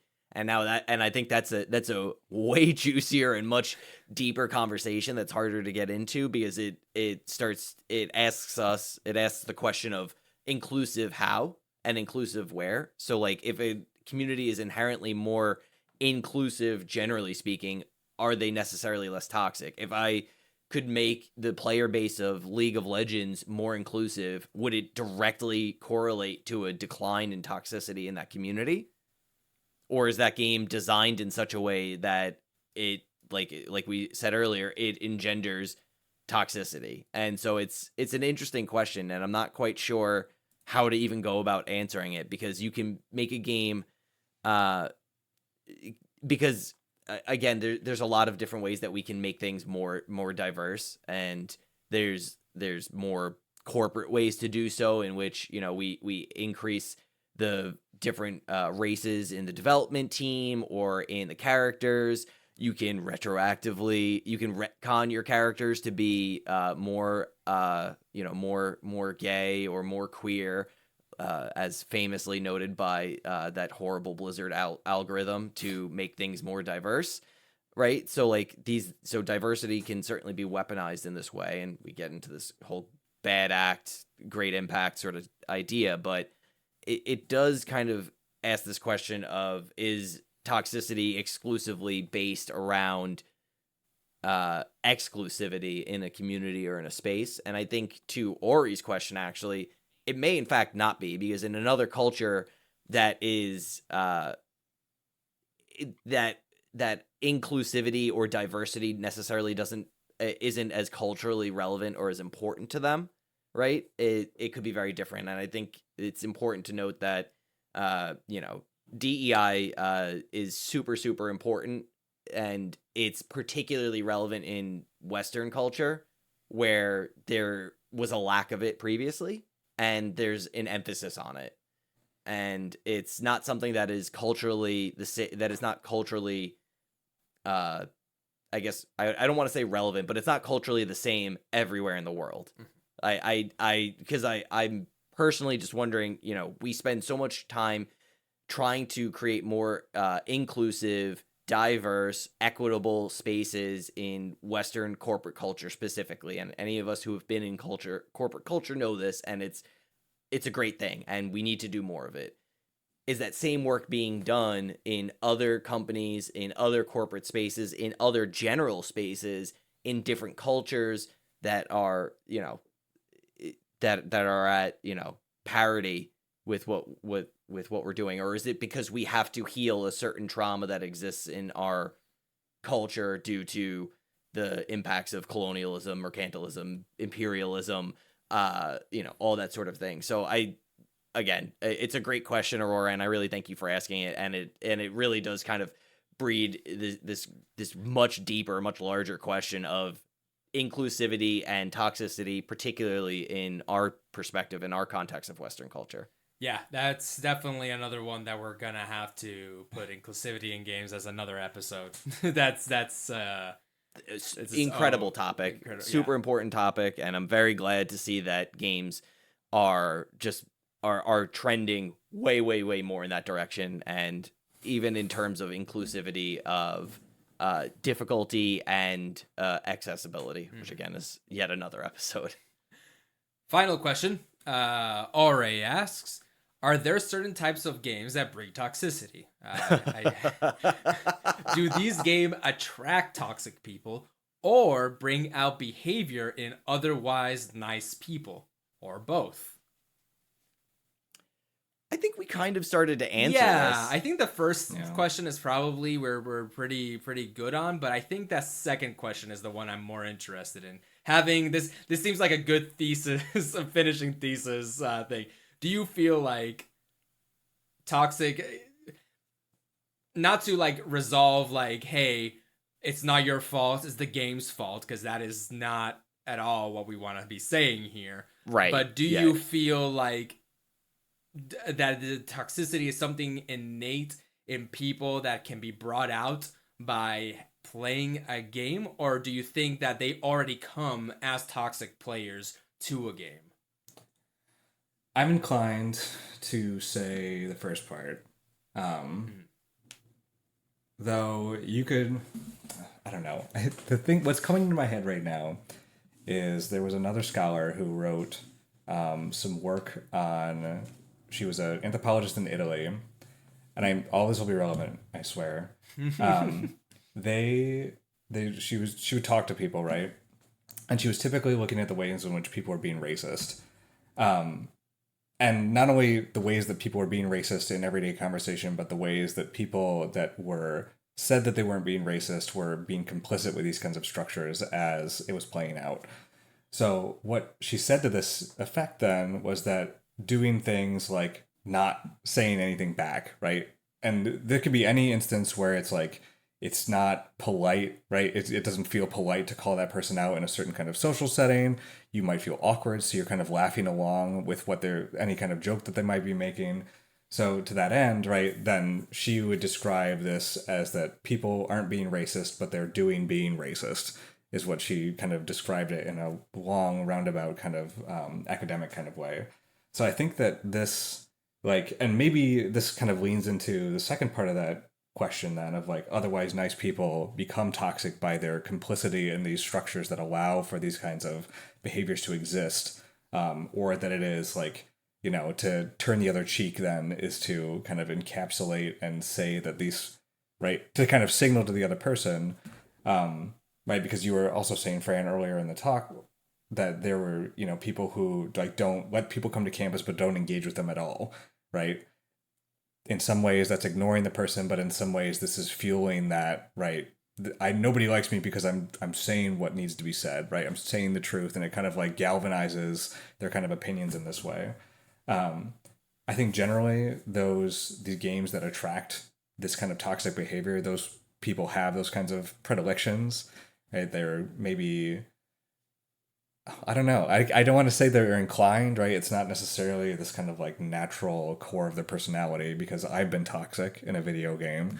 I would say that in many spaces that aren't these video games, that I would not consider myself to be a toxic person, but I've definitely participated in some of these kinds of actions and activities.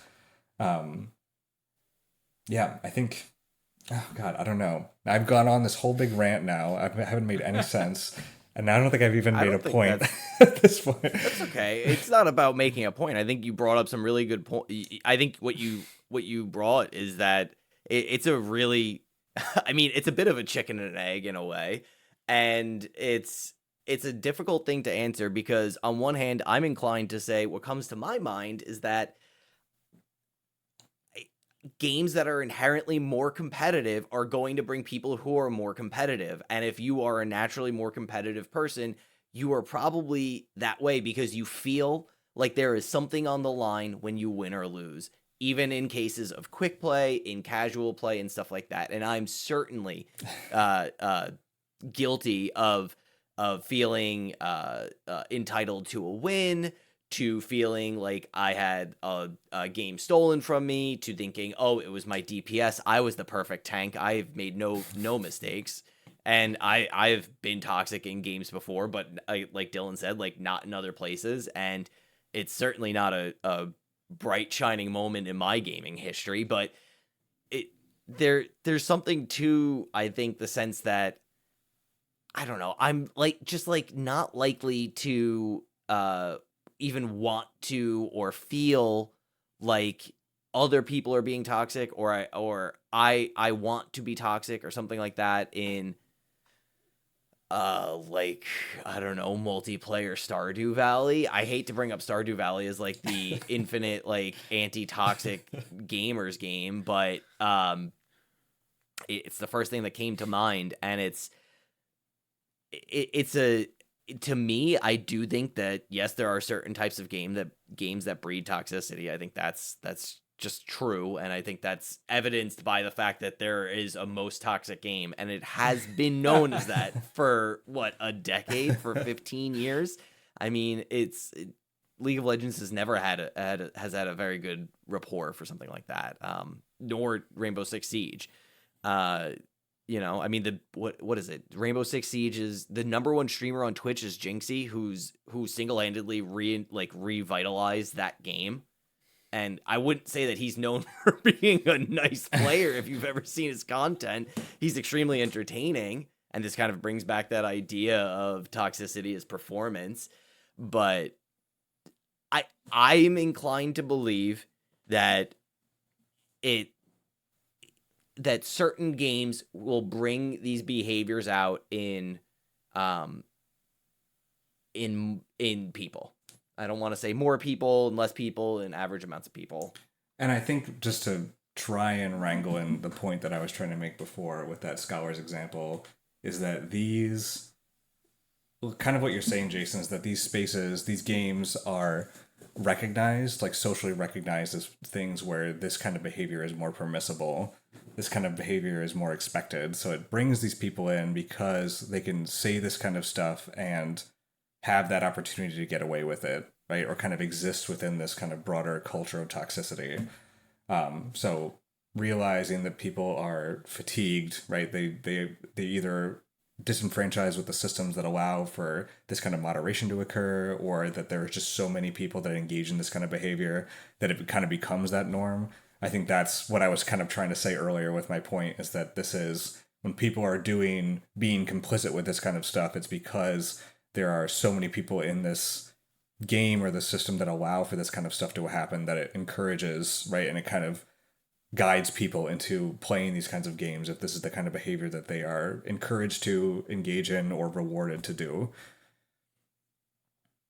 I think that makes a ton of sense, and I think that's the most I can bring to the table on this one. This is a meaty one for sure, but Yep. It's That's all I got too. That's all I got. yeah, I think for the listener at home, we've been recording for 3 hours, so we've said quite a bit, and yet I feel like not nearly enough on the subject. So now we know we solved toxicity. Yeah, I easy. better not It's hear over. it. This is a new There is article no for way. me. No one will ever read it. It's great. If you go online and somebody's being toxic, no, that's not that's not No. true. That's you didn't hear it. No, they weren't. It's something new. That's brand new. Well, I'll say here, thank you so much for joining us on Use Your Items on our very first side quest, digging into toxicity. A very special thank you to our first guest, Dr. Dillon Ludemann. Thank you so much for joining us today, Dillon.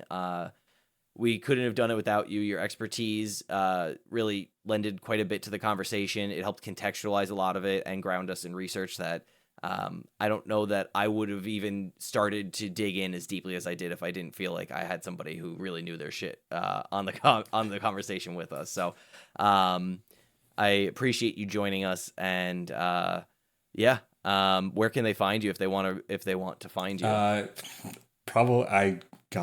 Your Discord. They can find me on There you your go. Discord. Oh, yeah, 'cause baby. I have no social medias to speak of whatsoever. So And that's on being a professor. No, you can find us on Discord. Please join the conversation. Link in the show notes below. You can ask Dillon any burning questions you have remaining from this interesting conversation. And you can find myself and Fran. You can find me on twitch.tv/use your items, streaming Signalis as our next game, which boy. I'll have you note was brought to us by very same Dillon Ludemann of this conversation. So Dillon, thank you for sharing Signalis with us. We're already starting to enjoy it, so we're gonna keep digging into that. You can find Fran on twitch.tv/L_Fantastico, and you can also find him on Threads and our Discord. You guessed it. So thank you so much for joining us. I also wanted to mention, if you're interested in more work from Dillon on his other subjects of study, you can find him published in New Media and Society and Discourse, Context, and Media for 2 different academic journals. And you can also ask him in the Discord for any additional links to those if you don't have a JSTOR. I don't even think they're subscription still. JSTOR. It's predatory. You can just ask. I'll give it to you. It's like a. You can hit him with this sources ? And he'll hit you with the I literally wrote the paper. There we go. I am the I source. am the source. Awesome. Well, thank you guys so much for joining me today in this side quest of ours. And no matter what, don't forget to use your items. That's okay. Use 'em. Okay. You want it? Just say it, and I'll edit it in.